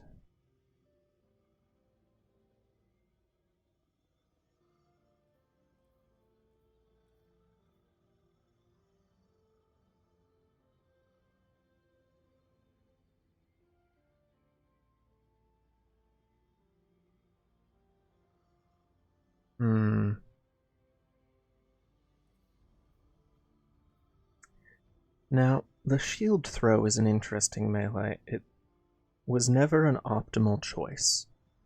It can ricochet off targets and surfaces. It doesn't have particularly aggressive tracking, but it does have a sort of cone on each bounce within which it will attempt to find something. Now with the final shape, they did buff its ability to identify a target. Essentially, the forgiveness of ricochet throws with it. I don't know entirely how well that will hold up. There is one more thing here that I am particularly excited about, and that is Thunderclap, because if you use the helmet An Insurmountable Skull Fort, kills with arc melee abilities trigger health regeneration and restore melee energy. So if we kill with Thunderclap, we negate its cooldown, and we get health back. If we pop a Dranger's Lash barricade, we suspend an enemy and then charge from behind the safety of our barricade, and then get the Thunderclap kill. It is more work. It is more work than the Capri's Lash barricade, but it does not restrict us to that, if that makes sense, as much as the Capri's Lash did. We can do the same thing with our Glacier if we can predict where an enemy is. And then in place of Consecration, we could go Knockout. Defeating targets with melee attacks makes you amplified and restores a portion of your health. We could also go Diamond Lance. Shatter, or defeat targets with abilities or stasis weapons to create a stasis lance. Throw the lance to freeze targets on impact, or slam it into the ground to freeze targets in a small area. That has a lot of utility in PvP. It can be hard to get rolling, but it has a lot of... Oh, hang on. I have... Hang on.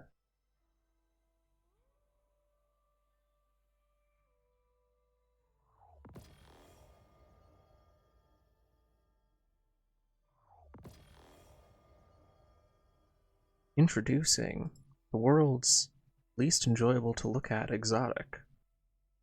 Pinnacle of Titan fashion. The Cadmus Ridge Lance Cap.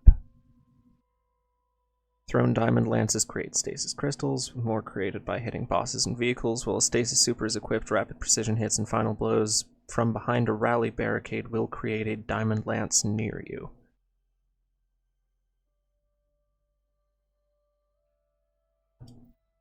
So you can do a diamond lance build on Stasis Titan with this. I'm curious if there are improvements that can be made with Prismatic.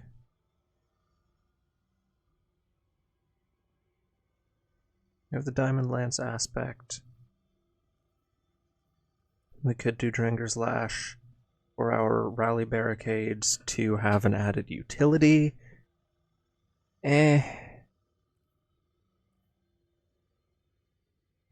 don't know.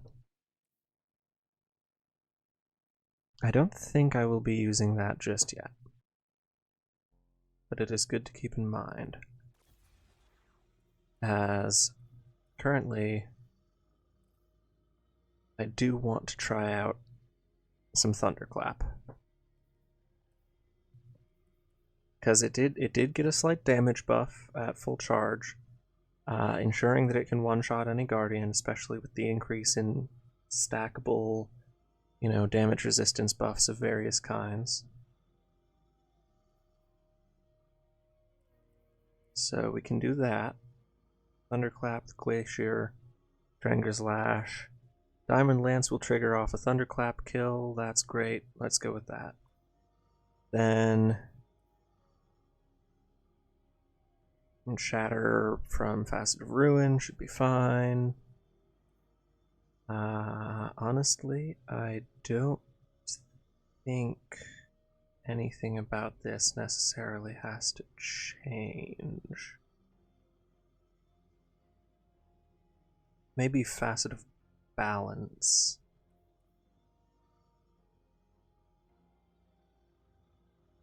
Well, also we're not getting Amplify from Knockout, so we don't really get much from Facet of Hope. So we can instead grab, let's see.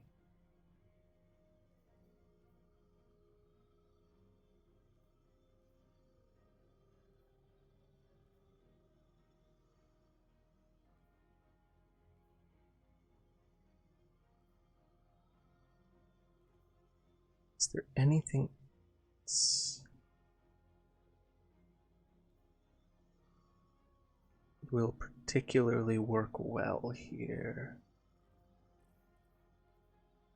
Arc Solar and Void abilities deal increased damage to targets afflicted with darkness debuffs. Suspend is a darkness debuff.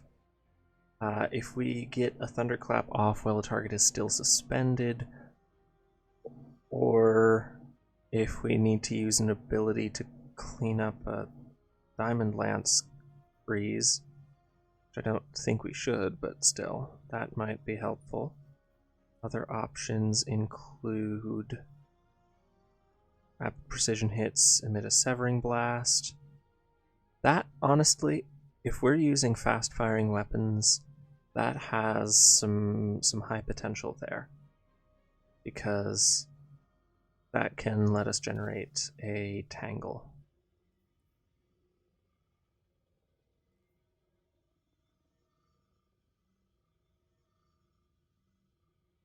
And then in place of Fast of Balance, I think perhaps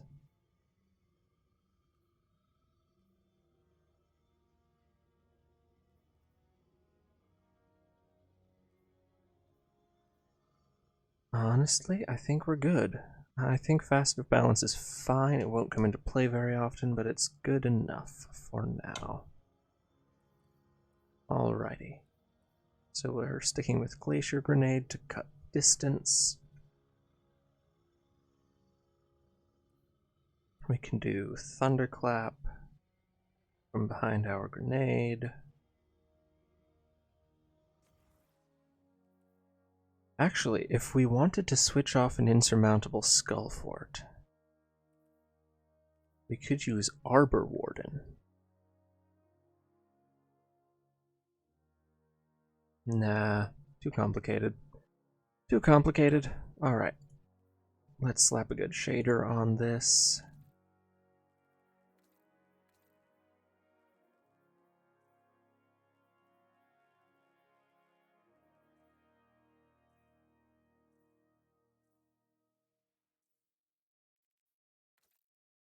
Metro Shift. Yeah, that fits the Skull Fort vibe.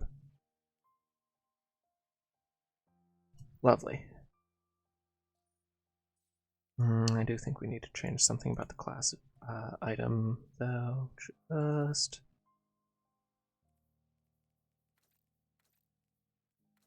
Just a little something. The strand involvement. Yeah, there we go. Lovely. Not putting too much thought into this. It is a Titan build after all. Monte Carlo, because it's nice and consistent.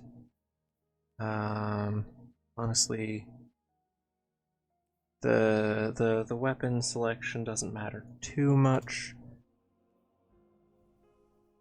Although we could chat. Go for some cryosthesia shenanigans at some point. We'll keep my mind open to that opportunity because that will get us more diamond lances.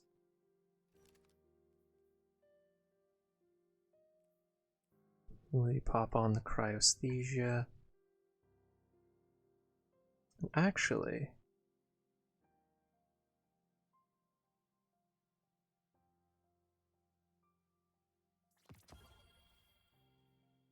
this Inquisitor with Swashbuckler Demolitionist. It's far from my favorite slug shotgun. That would be Chaperone or Heritage. I'm simple. But an energy slot I cannot speak your silly three-dimensional language with this meat tongue. Good lord. Swashbuckler slug shotgun.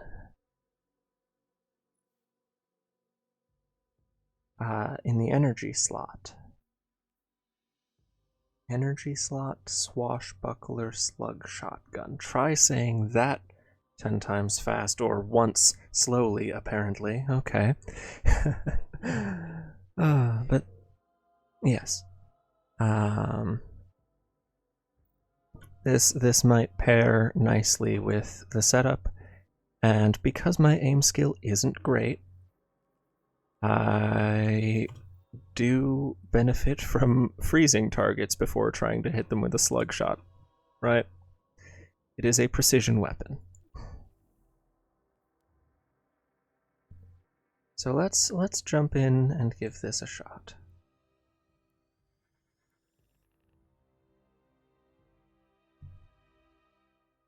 The central premises here are our barricade can allow us to cut space and charge our thunderclap more safely.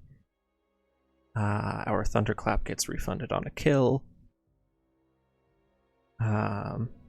Ability kills, such as via our thunderclap, or stasis weapon kills, or shatters via our cryosthesia, will spawn diamond lances, which can help us get more kills, potentially lock targets down for more thunderclaps, which is overkill but fun and funny. And I don't play Titan to be serious. I get there are meta Titan builds out there. I get, Peacekeepers on Void Titan for... Oh, they had heavy ammo. Yep. Commemoration, that's a good gun. I love my commemoration. I should farm more Deepstone Crypt so that I get a craftable variant.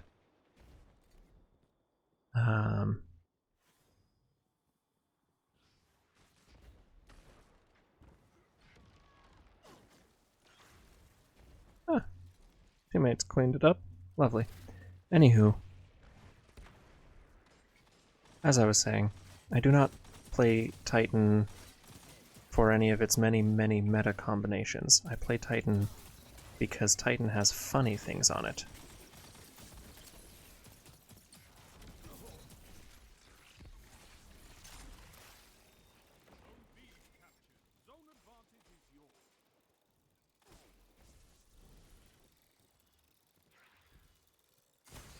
Oh shit, hi.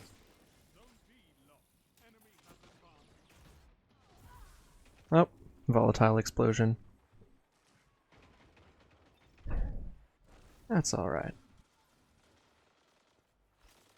Let's try to stick to... Oh shit, hi.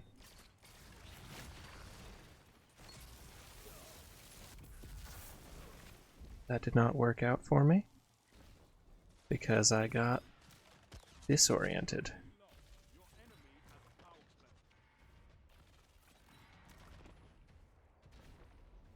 That is okay. Almost got the kill there, got team shot by Purple Crayon Muncher, who isn't even playing a Titan. If you're going to be named a Crayon Muncher, you have to be a Titan, right? That's the point of Titans. Like I said, they're to be funny.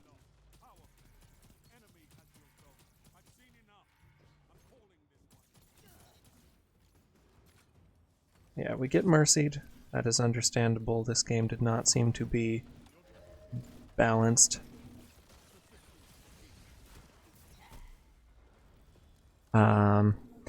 And despite joining in progress, I think we just top fragged, which explains a lot.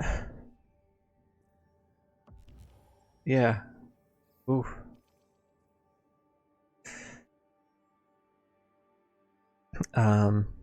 But yeah. Sometimes you get that lobby balancing issue.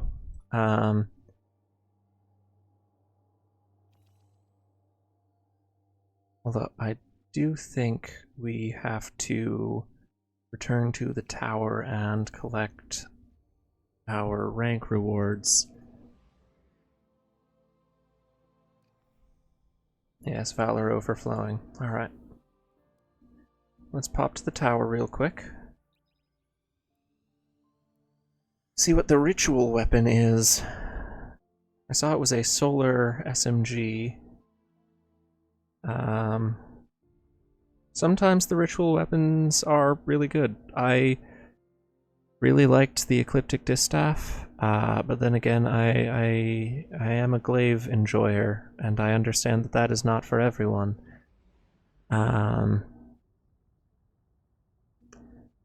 Wasn't a fan of the long arm, but you know, it's a hit or miss. It's a hit or miss. Usually they're pretty good. Usually they're pretty good. Curated weapons with both a PvE and PvE perk combination that you can select for. I can't complain. What's our roll on this heliocentric? Ooh! Perpetual motion kill clip.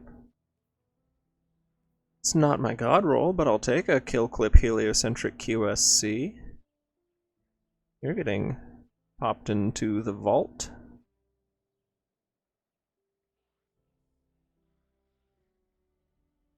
I should also vault the Prometheus lens that I'm not using. Also vault that I'm not using. Just to get some space here. Oh, I should really try a Red Death build for Crucible, because I love the way it feels in PvP, or in PvE rather. Sorry, and I am curious about its Crucible functionality. It seems like it'll be good, at least.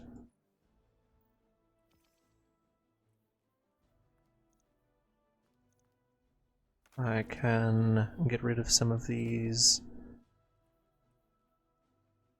shit rolls.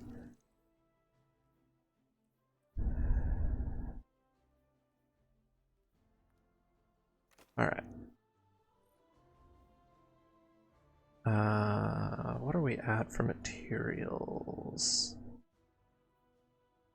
Yeah, alright. But yes.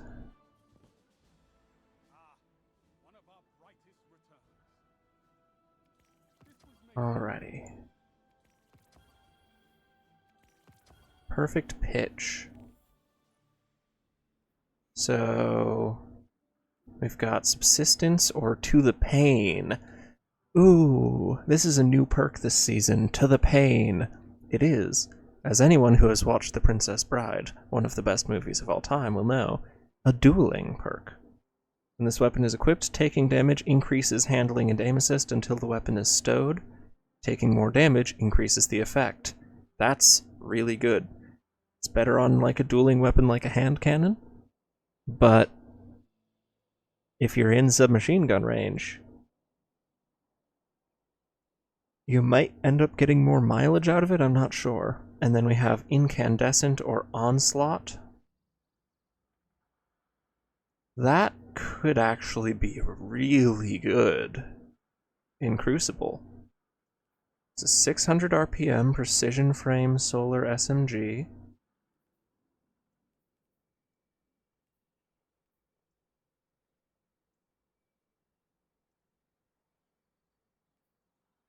Yeah. Yeah, I think that's a good roll gun right there. I think I will like this ritual weapon.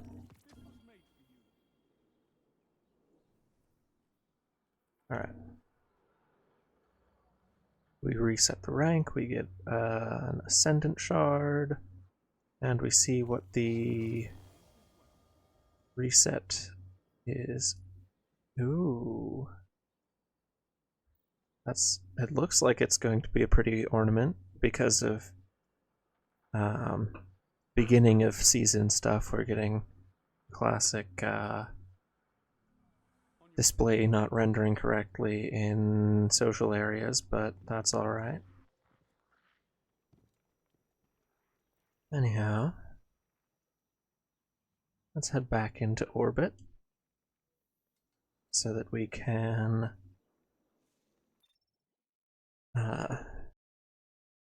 perhaps tweak this build. Probably just take it back in for further testing, I think. I think that is what we do. I am not as proficient with the cryosthesia as I am with the Rat King. As I'm sure you can tell by my kill count on them. Crucible opponents defeated 60. That is not high, but I've had fun when I have used it, so I want to get better at using it, because it is a cheeky little troll weapon.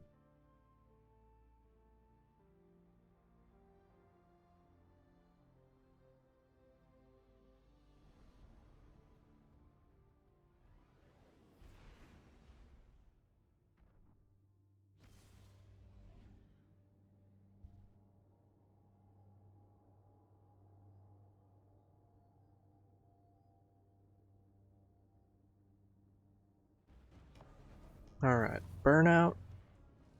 That is, I think, a good map for this. Plenty of short-range engagement distances.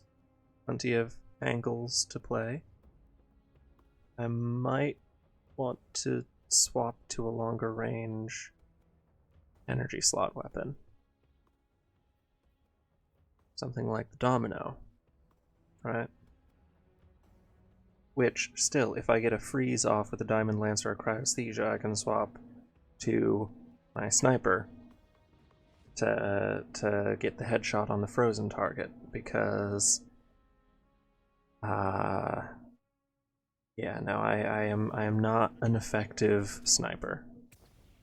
When I can make it work, I have fun, and that is important. But it is not something at which I am necessarily comfortably proficient. Oh, that is a Forerunner. We are glad that we lived that.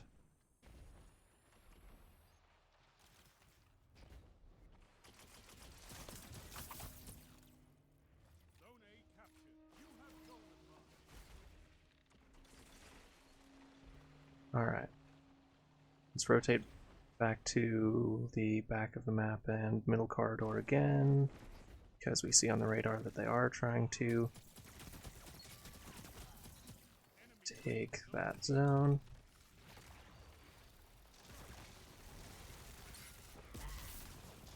Aw, teammate cleaned him up before we could get that off.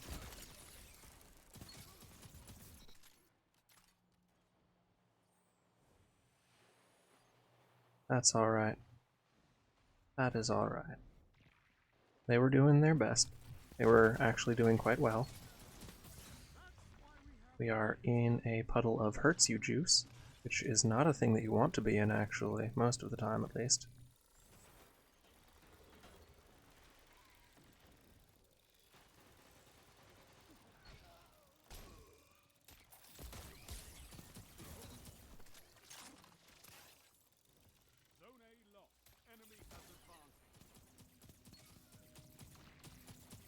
Oh shit, come on. There we go, lovely. Thank you for the overshield, darling. We watch our radar.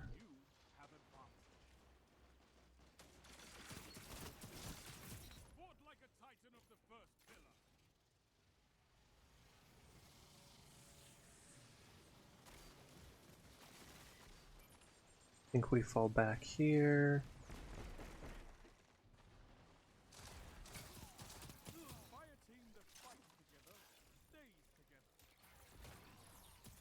Ah, I was expecting them to be in hallway, so I pre-charged for that.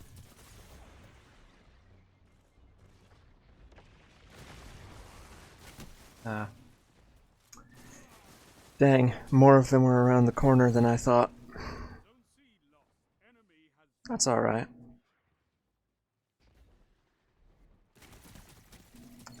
Very good invis placement.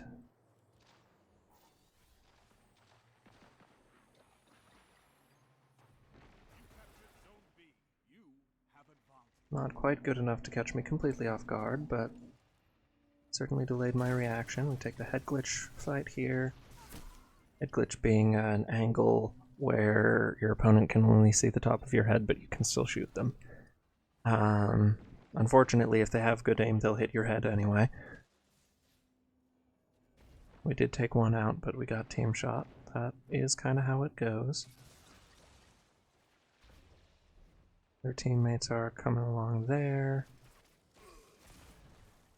Lovely. We got the cleanup. There are too many of us on this zone.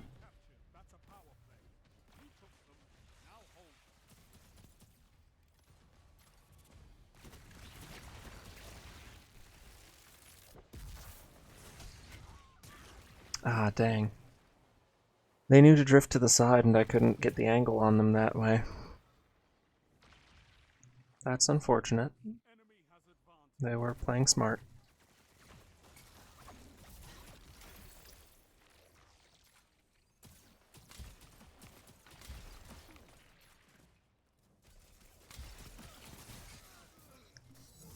We prime them for teammate.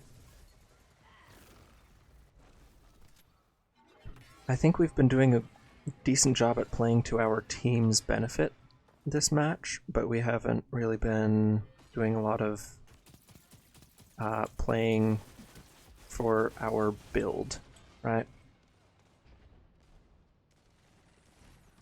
Which is still valuable, don't get me wrong. We're bottom of the leaderboard here, but we are still trying to be conscious about what we are doing. Allies transcending there. They pop the Nova Bomb. Oh shit, yep, that's just death. That is just death. We do not live that.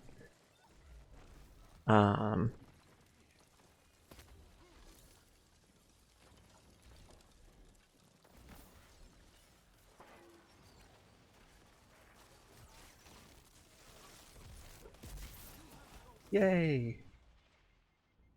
Unfortunately, doesn't seem like we actually got our melee refunded there. That's weird. Does this exotic not work in PvP, or did we just fuck up? Oof!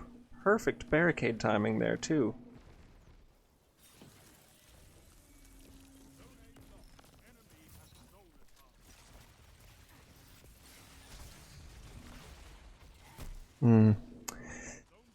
Alas, we did get cleaned up from that. We overextended our engagement, but you know, we still got to make use of some fun stuff. Only got 2 of our axes out. I was hoping I could get all 3 because then there's more for my team to use, but you know. Oh, that did also bait their Missile Titan, which is a valuable shutdown super.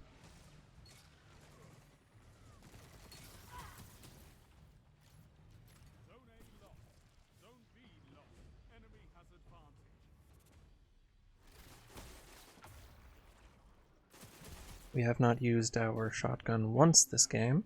I should remember that I have it.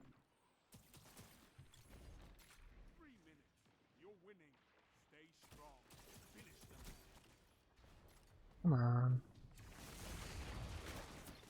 Ah. Dang it. I had to pick one side to focus on. Didn't have anyone on my back, so I tried to do the charge combo and was vulnerable to attack there. Hey, there we go. I mean, we got cleaned up from it by someone else, but it also still did not recharge our melee. That is weird. I'm wearing the insurmountable skull fort. Does it not work on Prismatic?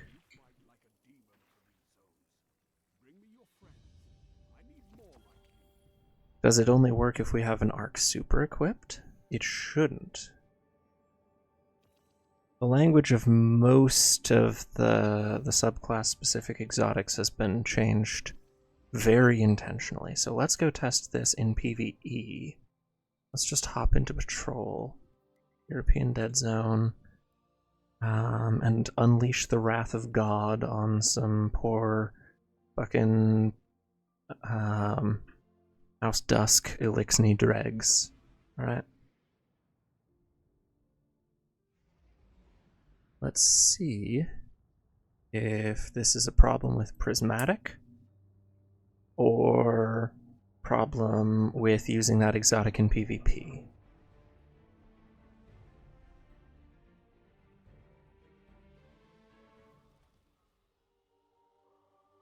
Alright.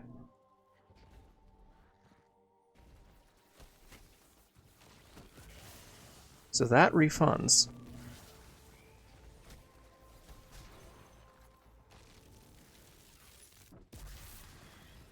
That still refunds.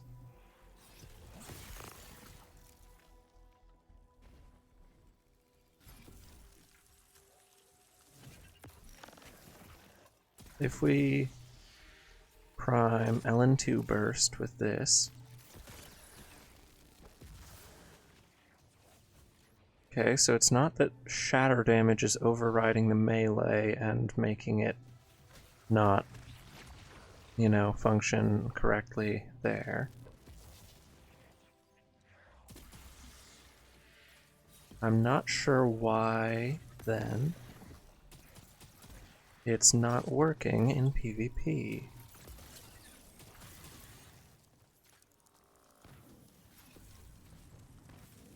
I am running slightly low on Glimmer, so I think, was I? Apparently I wasn't. Alright. So, unfortunately, we are not able to capitalize on the insurmountable skull fort here. However, this does mean that our exotic slot is open for something else if we want it.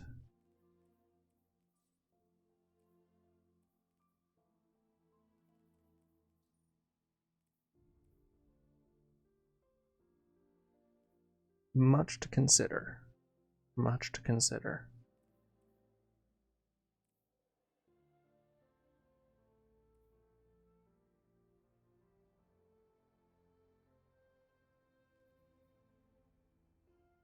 Could just do a Bayant Leap, which will make it easier for us to get those suspends off.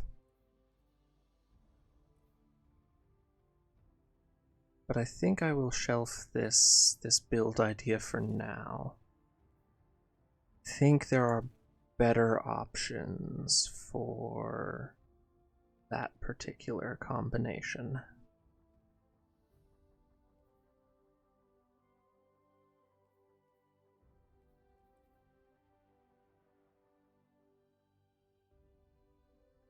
Because I do want to make a wait. There's an exotic that is specifically for Thunderclap. I'm so silly. Now I thought initially this wouldn't have as much utility as the Skull Fort because it doesn't refund the whole melee. However,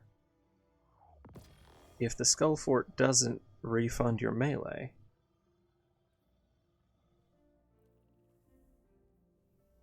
then we can use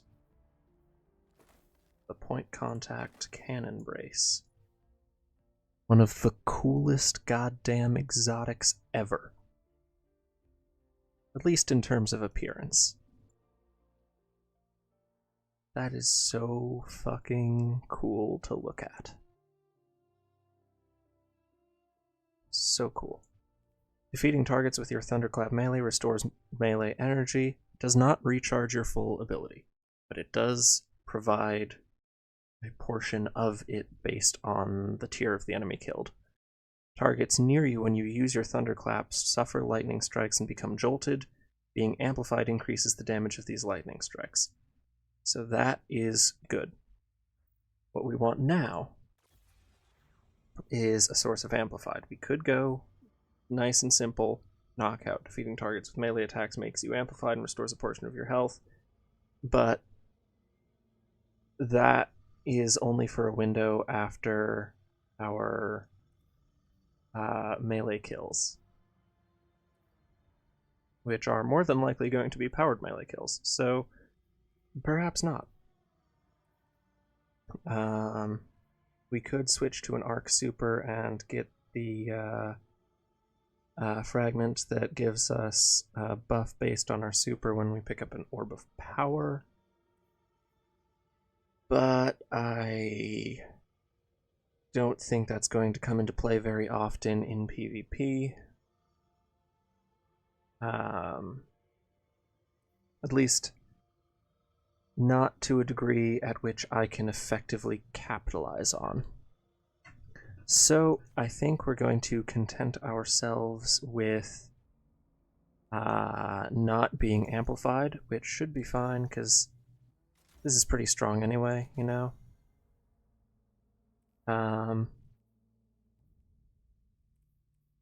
Can that up to tier 7. The 99 resilience is just insulting. It's like it's mocking me to make it be tier 10 instead. But if I did, it would be 9 points over what is necessary. Which seems like a waste. So I might as well just drop it down to tier 9 and give myself something like more strength or recovery, right? The difference between tier 9 and tier 10 isn't that big. This is how you tell that I don't main Titan, because I'm not dead set on 10 Rezo. But yeah. If I drop that,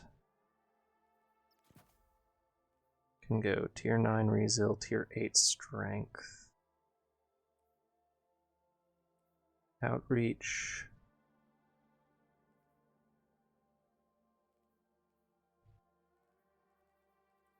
Might as well swap off utility. No, that. Nothing else really does me any better than that, so I might as well keep it that way. Then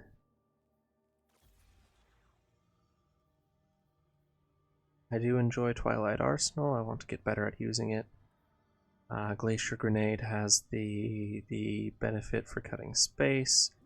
I could switch to Suppressor if I wanted to deal with roaming supers better, but I'll stick with Glacier for now because it's less circumstantial. Drangers still has the barricade benefit, so I think I will still go with that. Yeah. Nothing really has to change in my mods, fragments, etc.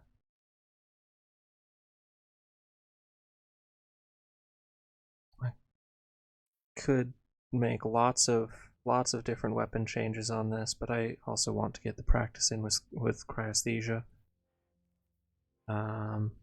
Yeah.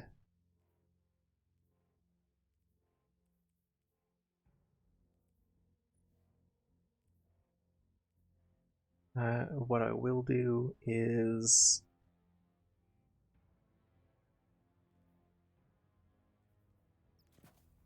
add a stasis loader and dexterity mod so that I can switch to and prime this thing better.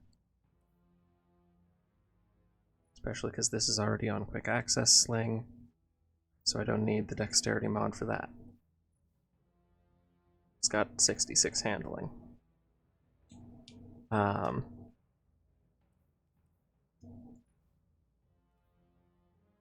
Don't need this setup. Let's just go with a stasis targeting.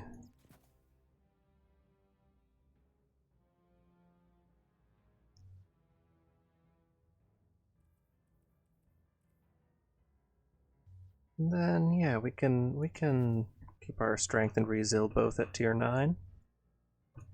Right. Let's give this one a shot, shall we?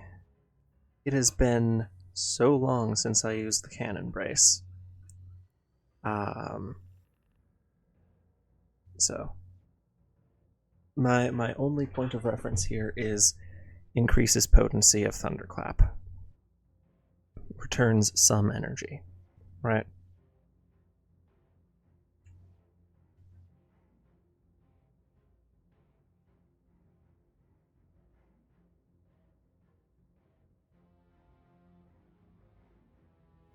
Honestly, I might switch off the cryesthesia and back onto the Monte Carlo.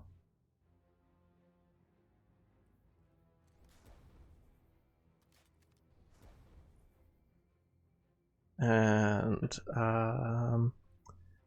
might as well outfit this perfect pitch with targeting adjuster and the dueling perks. There we go. Oh shit. That means I also need to switch from stasis to kinetic and solar targeting. So this thing's aim assistance. 59, that's not bad. Compared to 54 on this with the targeting adjuster. Yeah, no, that's good. That's good.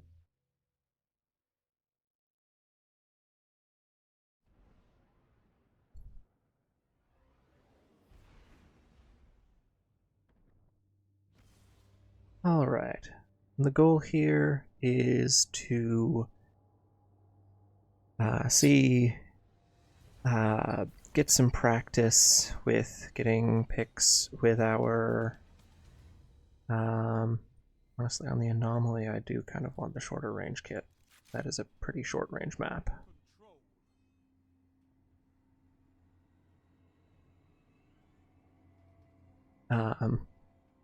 A major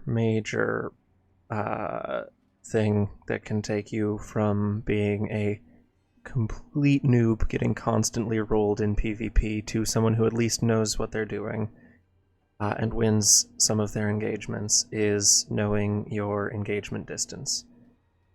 Knowing weapons, optimal ranges, and knowing the range types on maps is important. And oh dear, we're not rendering properly. Okay, we're good.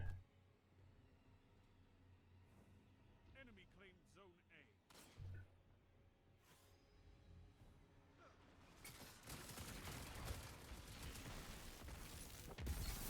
A. Whoo! Oh my goodness, chat. I have found a new favorite exotic. Oh my god.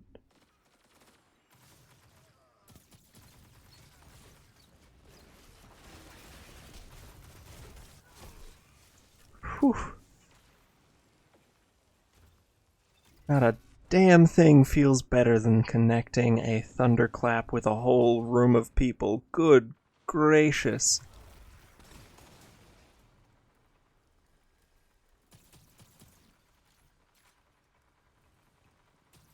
I saw that. Get back here, you scamp. Or just give me your zone, that's nice too. The psych out of just standing behind some stasis crystals. There is a psychological warfare element, especially to players that were around for the launch of stasis as a subclass.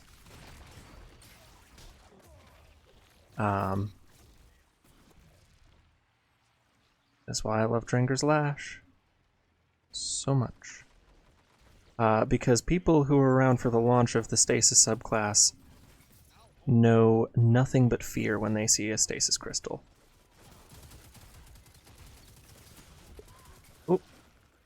For some reason the input didn't register soon enough. I think I do need to pick apart my mouse and clean it out at some point, but that's alright. That was not an engagement where it was the optimal choice to use that, but it was one where it would have been pretty cool and fun if it had worked. Thank you for the heal, ally. That is very kind.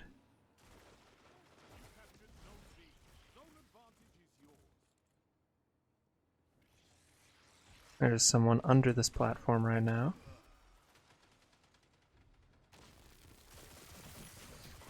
Oh, I should have released a little bit earlier.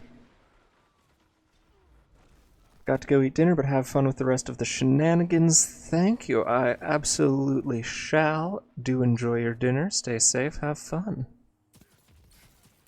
Oh, that's actually an allied vortex nade right there.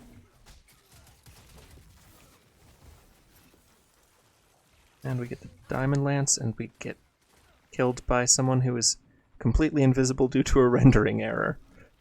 Ah, love the start of season PvP experience. Why are we all clustered in this one direction? It's like we're feeding them.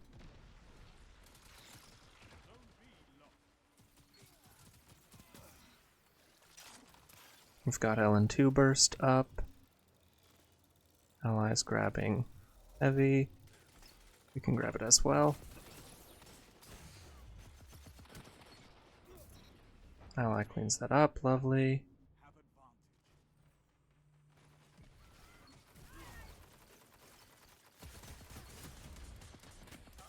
Oh, yep.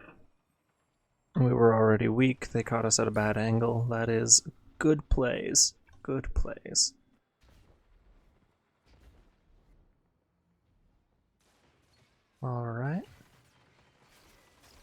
Man, that hard light user knows their angles. I don't think it's gotten a kill on me yet, but it has absolutely kept me shut out of engagements. And that was another lovely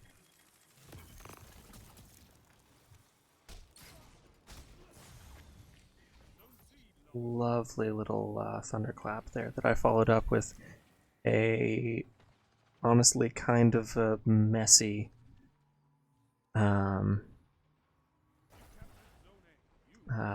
kill with that diamond lance.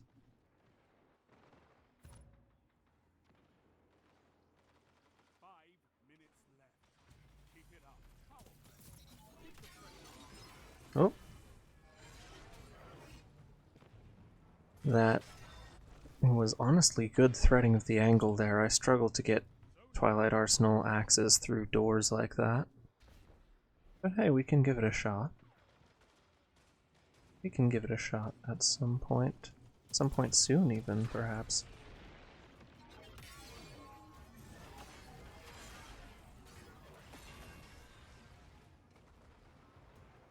Yeah, that one got pretty far.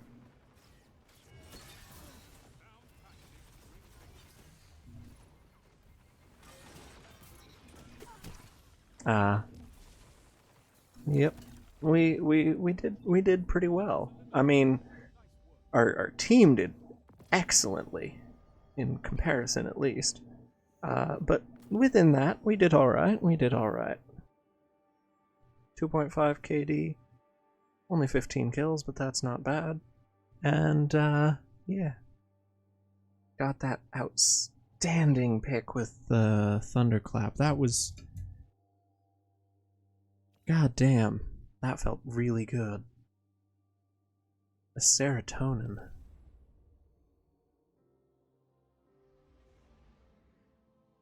One of the few upsides of having one's consciousness constrained in this silly little brain is sometimes it floods with chemicals that feel nice. And one of the ways that you can do that is apparently getting a quadruple kill with point contact cannon brace empowered thunderclap from behind a barricade as your first pick of the game. That was fucking delicious. And yeah, the increased area of effect and damage granted by that, the thunderbolts on that, combined with the fact that although it doesn't fully refund your melee charge, it actually gives you charge back, which the Skullfort doesn't for some reason. I'm not sure if that's a bug or if it's just disabled in PvP. It wasn't last I checked, but who knows.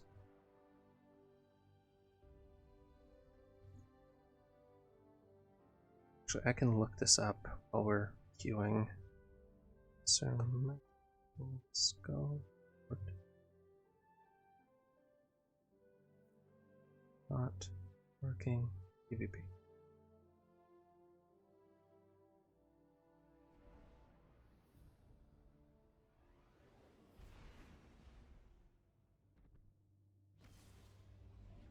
Yeah, nothing I'm seeing says that it doesn't, but that's just from a preliminary glance, to be fair.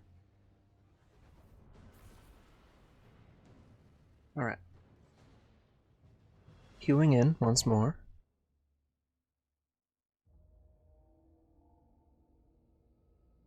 Control.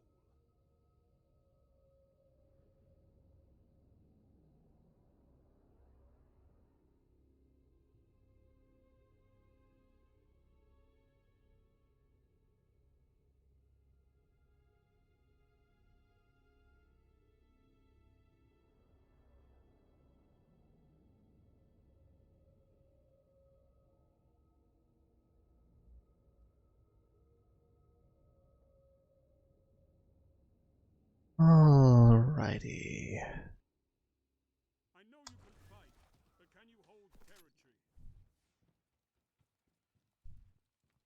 Right. We start capping here.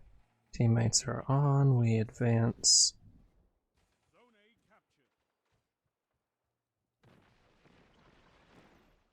Peak. That's where they're at. Cool.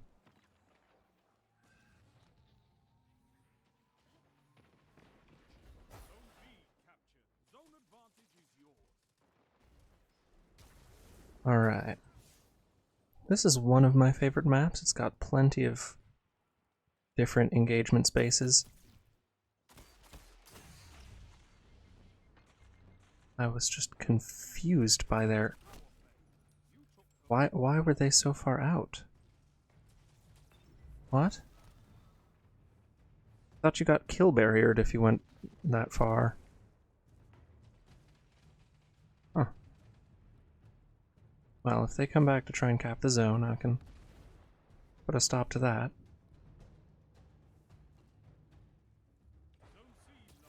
Oh my god, that is their entire team. What the hell?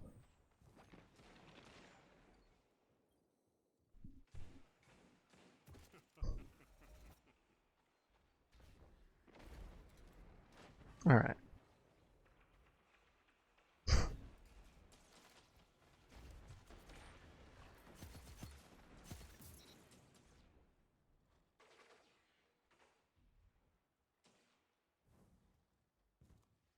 Now, I see on my radar there's someone over there. There's also someone behind us. We put a few shots in.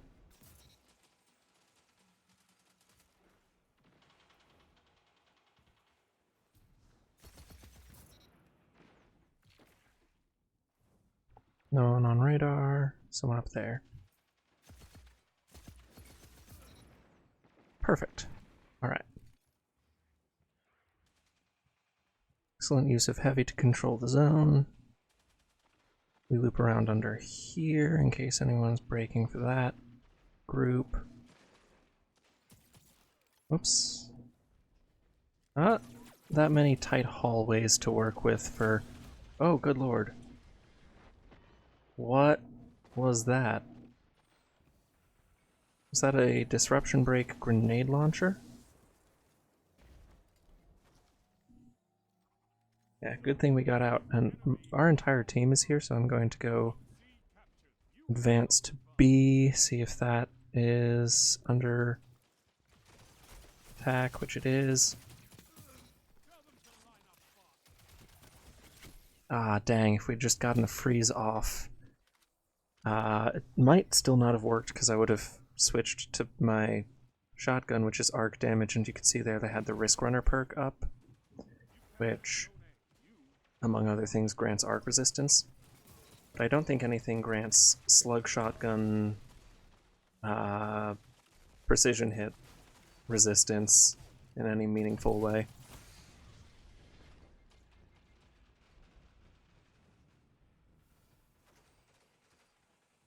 We loop around to keep momentum while regenerating health. Get LN2 burst up again.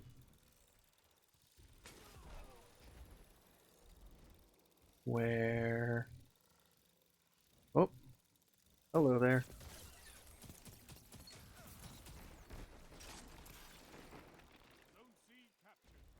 Someone else coming around back here. Yep, no, that was... the burst hit the rock, so it wasn't a direct hit, I think, is what happened, probably. So they only got slowed.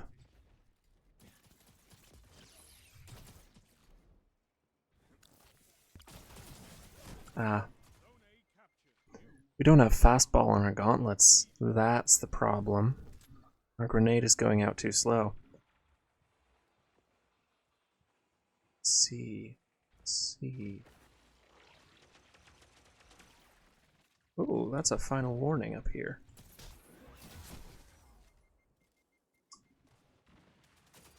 Wasn't ready for them to have a fusion rifle pre-charging.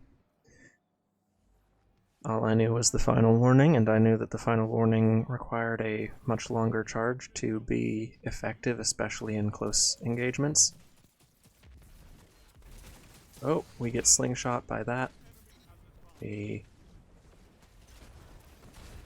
Oh, I was hoping we could back out of that, but then someone popped super.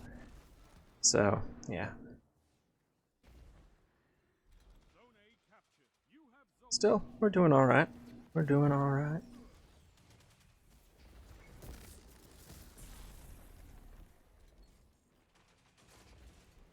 This map is much more suited to either faster movement or longer range, preferably both.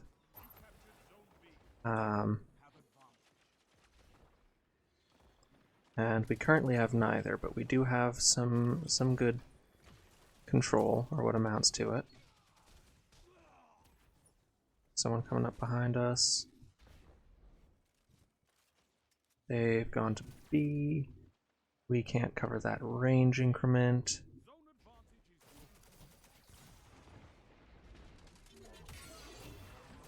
Ah, damn. Yeah, that was a desperation play. I shouldn't have supered on that. Don't super on desperation plays.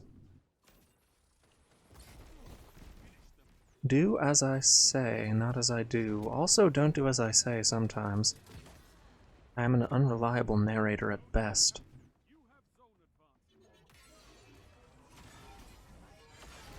And a malicious, tricksy hedonist at most likely. Oh shit. Ah, damn. If I didn't have my LN2 burst charged, I would have been able to break those with my sidearm, but I didn't, so I had to switch to shotgun, which took too much time and then fired too slowly. They're behind the barrier.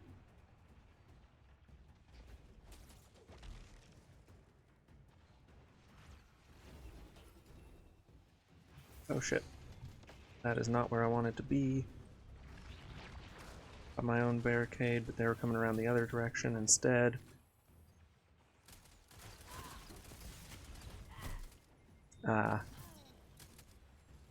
I was hoping that teammates had put enough shots into them for that to kill. Unfortunately not, but that's alright.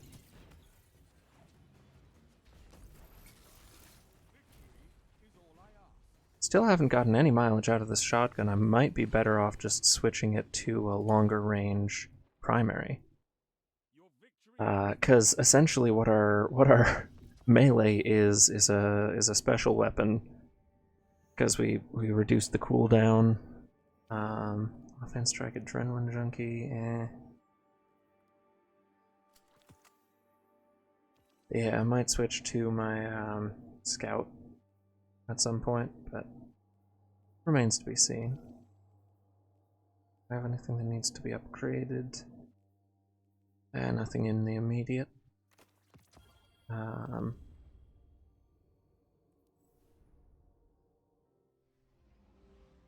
Oh, what am I thinking? There's no way I'm playing to my best. I haven't optimized my fashion game. Been a fool.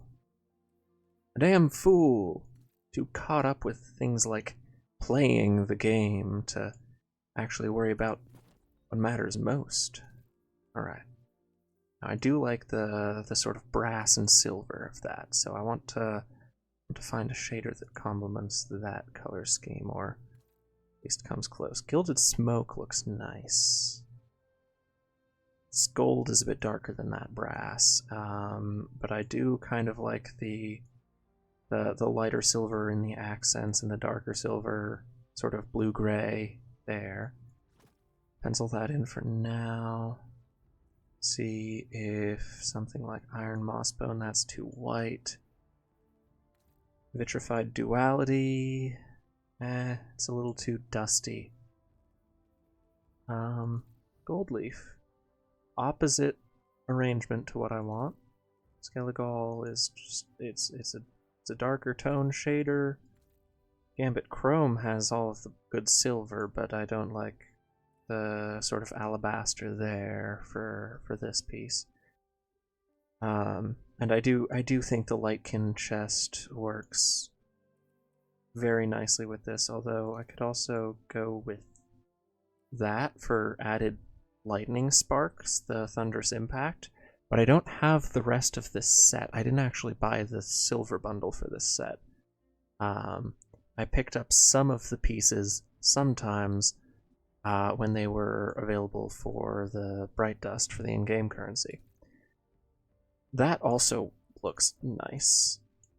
Like, shape-wise, that works well with the sort of design language of the cannon brace. And then I could just do these legs. They work pretty well. Ooh, not with Gambit Chrome though. Eesh. What about where is it? Monochromatic. Precursor Vex has more of that gold, which is could be a route to take monochromatic. There we go. That's got too much of the sort of carbon fiber texture to it. Xenosilver, a little too much blue. Golden Trace, as always, is just too gold. Too much of that carbon fiber too. The other option that I was thinking of is Forged Machinist, because it has the same sort of like plating piston sort of setup the cannon brace has. Oh, I forgot they added a scorn ornament to this. That's really cool. It's really cool. I might have to see if that is available for Bright Dust at some point. And I don't like microtransactions, but like some things are really pretty, chat. Some things are really pretty and it tests my resolve.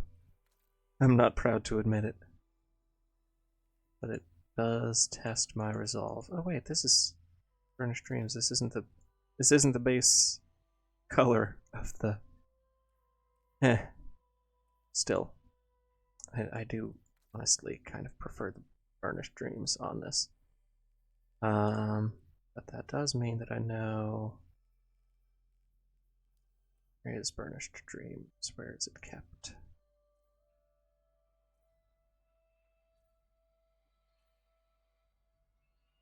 I've probably glossed over it already.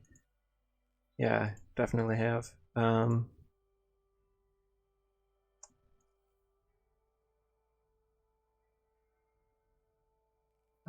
Over here. 5 dreams. Yeah, that works. That's pretty. That also is pretty, but I don't think that the blue really works for the fur collar. And then that is quite nice. I do like that. And Burnished Dreams makes that look so much better. Doesn't quite achieve what I would want for that. So yeah, we will go with Forged Machinist, and then for the helmet, I do like the cat. I do like the cat. So it doesn't exactly fit the rest of fashion per se, but I mean that fits the fashion, right? It's got the glow, the sort of sleek mechanical look. But if I'm being honest, when it's not on something with like a neck ruff like that, or even something like that, it's just a collar that goes higher, it looks kind of stupid, chat. That looks great. But you're missing out on the arc effects there. So I think we go with that. Go with that. It's not perfectly thematically consistent, but consider the large cat with lightning powers is better than thematic consistency. Oh, and there's also sinking feeling.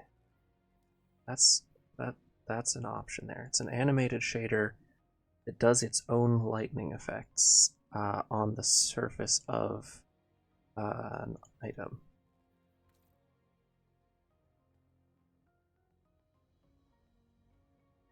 So, yeah, it's very subtle. I don't know if the color balance is what we're looking for here. But the animation on the surface is really pretty. Let's just pop it on everything here. Just take a step back and look at it. I mean,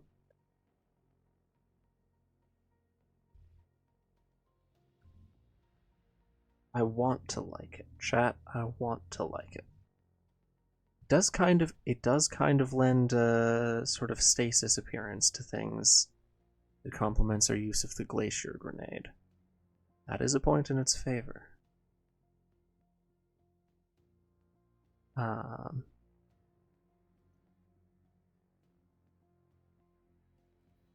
Okay, if I want to like it, I will simply attempt liking it. And if it doesn't work out, it doesn't work out. Do we want something different for the mark? That? No. I think we're good on the unyielding favor, honestly.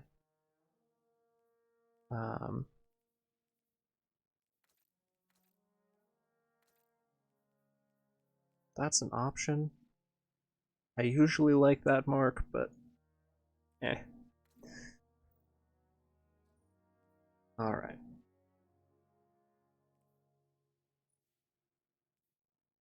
Now then, we could take off the dexterity, go for a fastball, and impact induction? Yeah.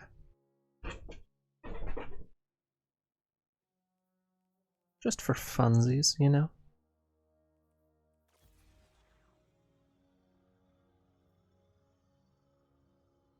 And then we're getting some mileage out of Twilight Arsenal, but there's you can just end up doing more with a roaming super, and if I do switch to Glacial Quake, you can use harmonic mods for your targeting, which will greatly improve our consistency there.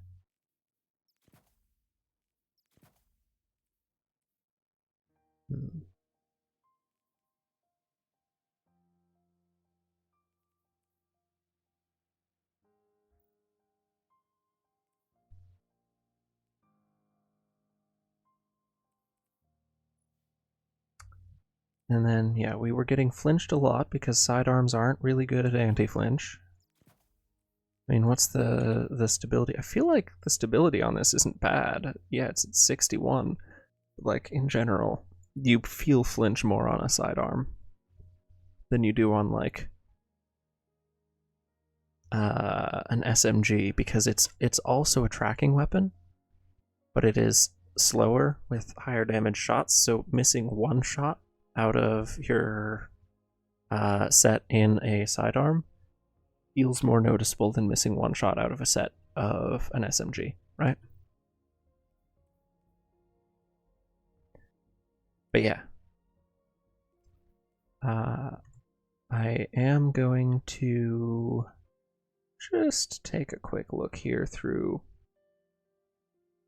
see if anything jumps out at me as a good alternative. I mean, there's my blunt execution rounds pugilist BXR.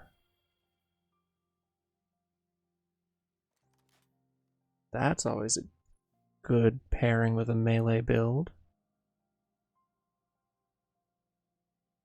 It only has 38 crucible kills because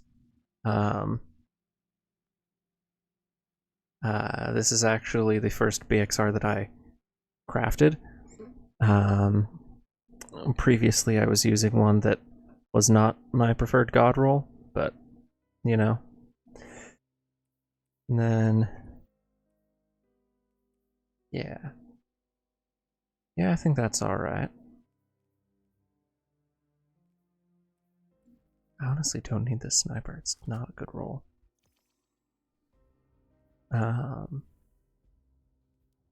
Yeah, let's check this out. The blunt execution rounds and pugilist should allow us to, if we get a freeze and then melee, or if we get a thunderclap kill, we'll have a brief window of time for an incredibly high damage burst from that, which should allow it to 2 burst optimally, or just make someone easier to duel. You know,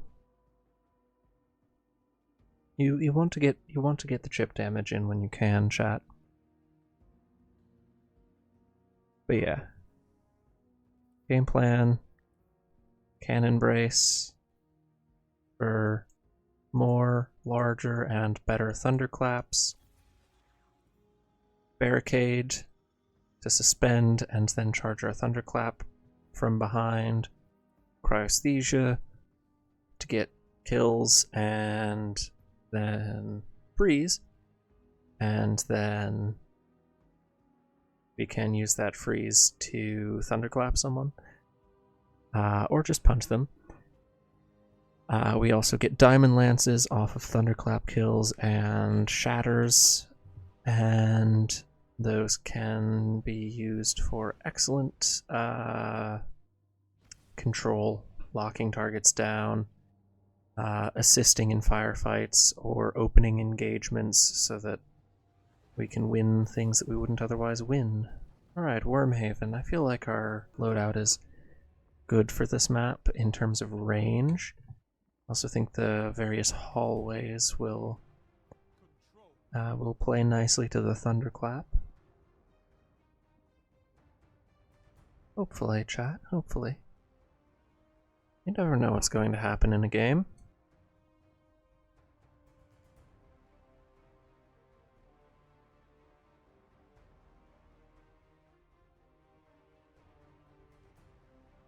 And we load in with the black screen of slowness.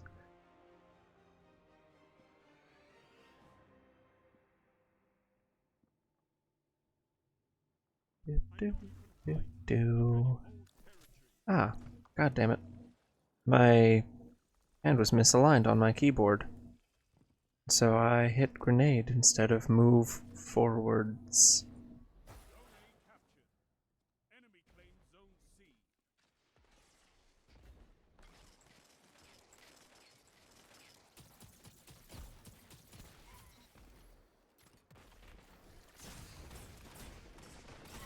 Ah, damn. There was just the tiniest lag spike that delayed me registering that I got that kill, which layered with just the tiniest little input error of not holding reload for long enough to trigger the LN2 burst, and that also compounded with the oh dear.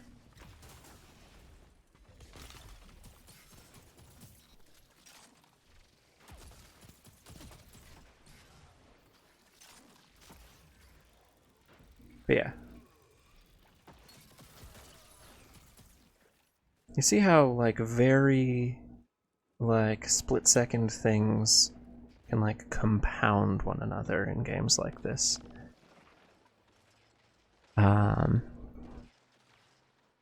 my reaction time is alright, but, you know, it's not optimized, as we've established. So I have to make it work through other means. That's a sniper. Hi. You picked a not ideal engagement, my friend. I'm about to do the same. What can stop you if you fight together?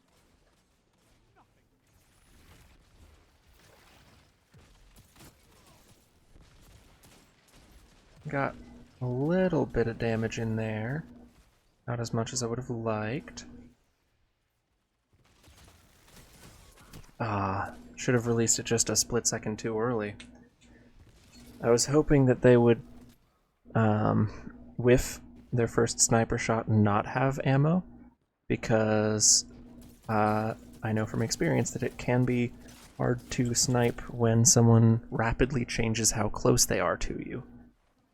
And they did whiff their first sniper shot because I slid in. And then they had another one.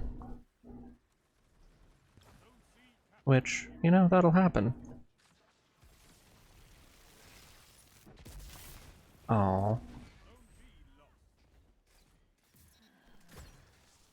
I was really hoping that they were within range of that thunderclap, because that would have been so fun.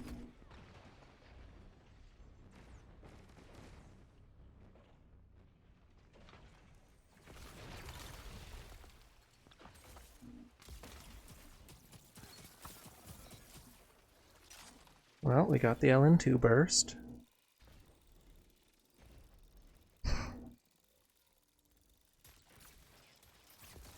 Ah, dang.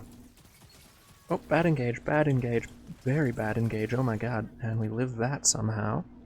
Do we keep living? Maybe. That's gonna be a maybe, chat. That's gonna be a probably not, chat.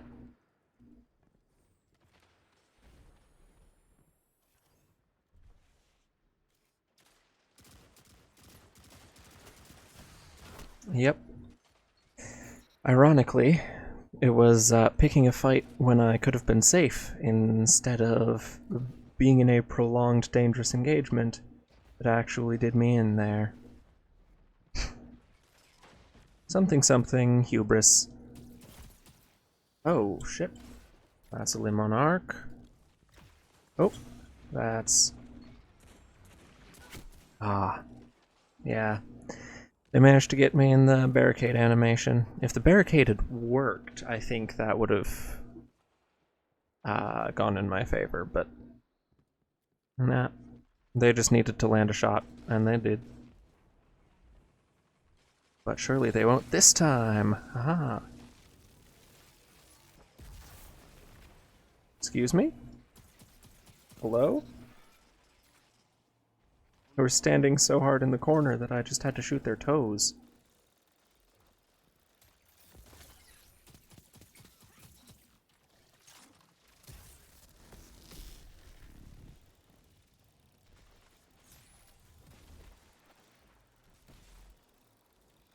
Keep an eye on radar.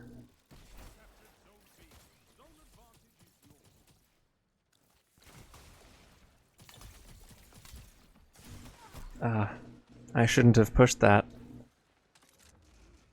I could have gotten away with it if I had my thunderclap up and charged it behind that barrier, but I didn't, and I didn't, so I didn't.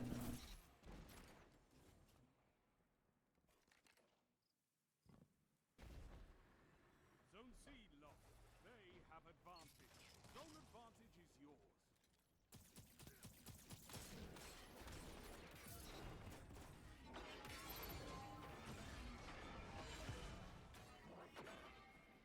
Well, Arsenal is out. So that is one shutdown super that they don't have.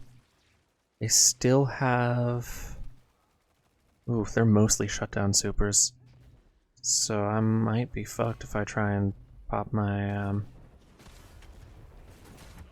Actually, fuck it. Yeah.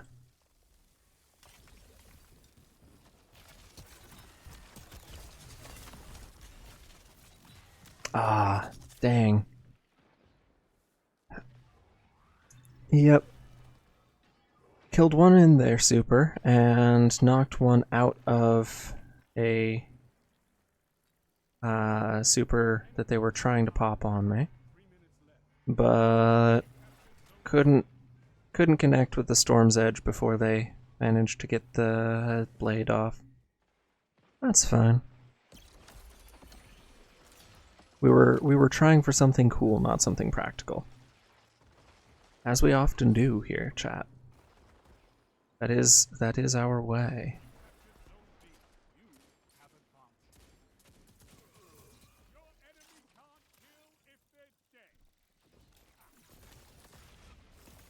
Ooh.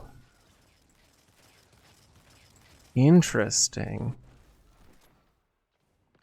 Yeah, no, they managed to get their grenade off fast enough that it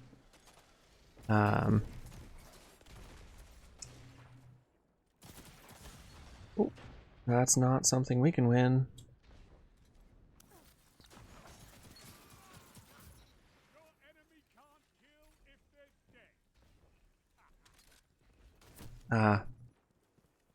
I'm not very good at movement on Titan. I was hoping to get on the crystal on the edge there, and then charge my thunderclap from behind the crystal adjacent to it, right?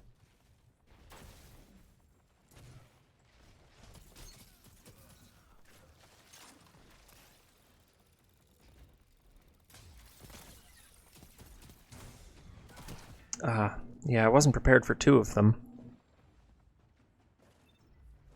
Two shotgun apes at the same time.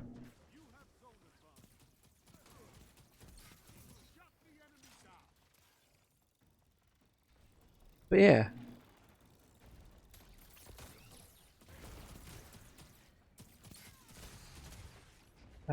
Bad time to need to reload.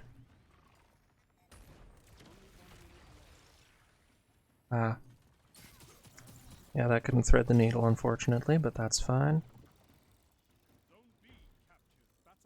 I was hoping that the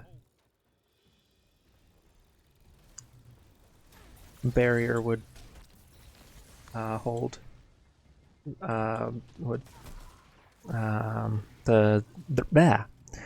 Trying to talk while thinking about a game you're actively playing is. Oh dear. Hi. Meow.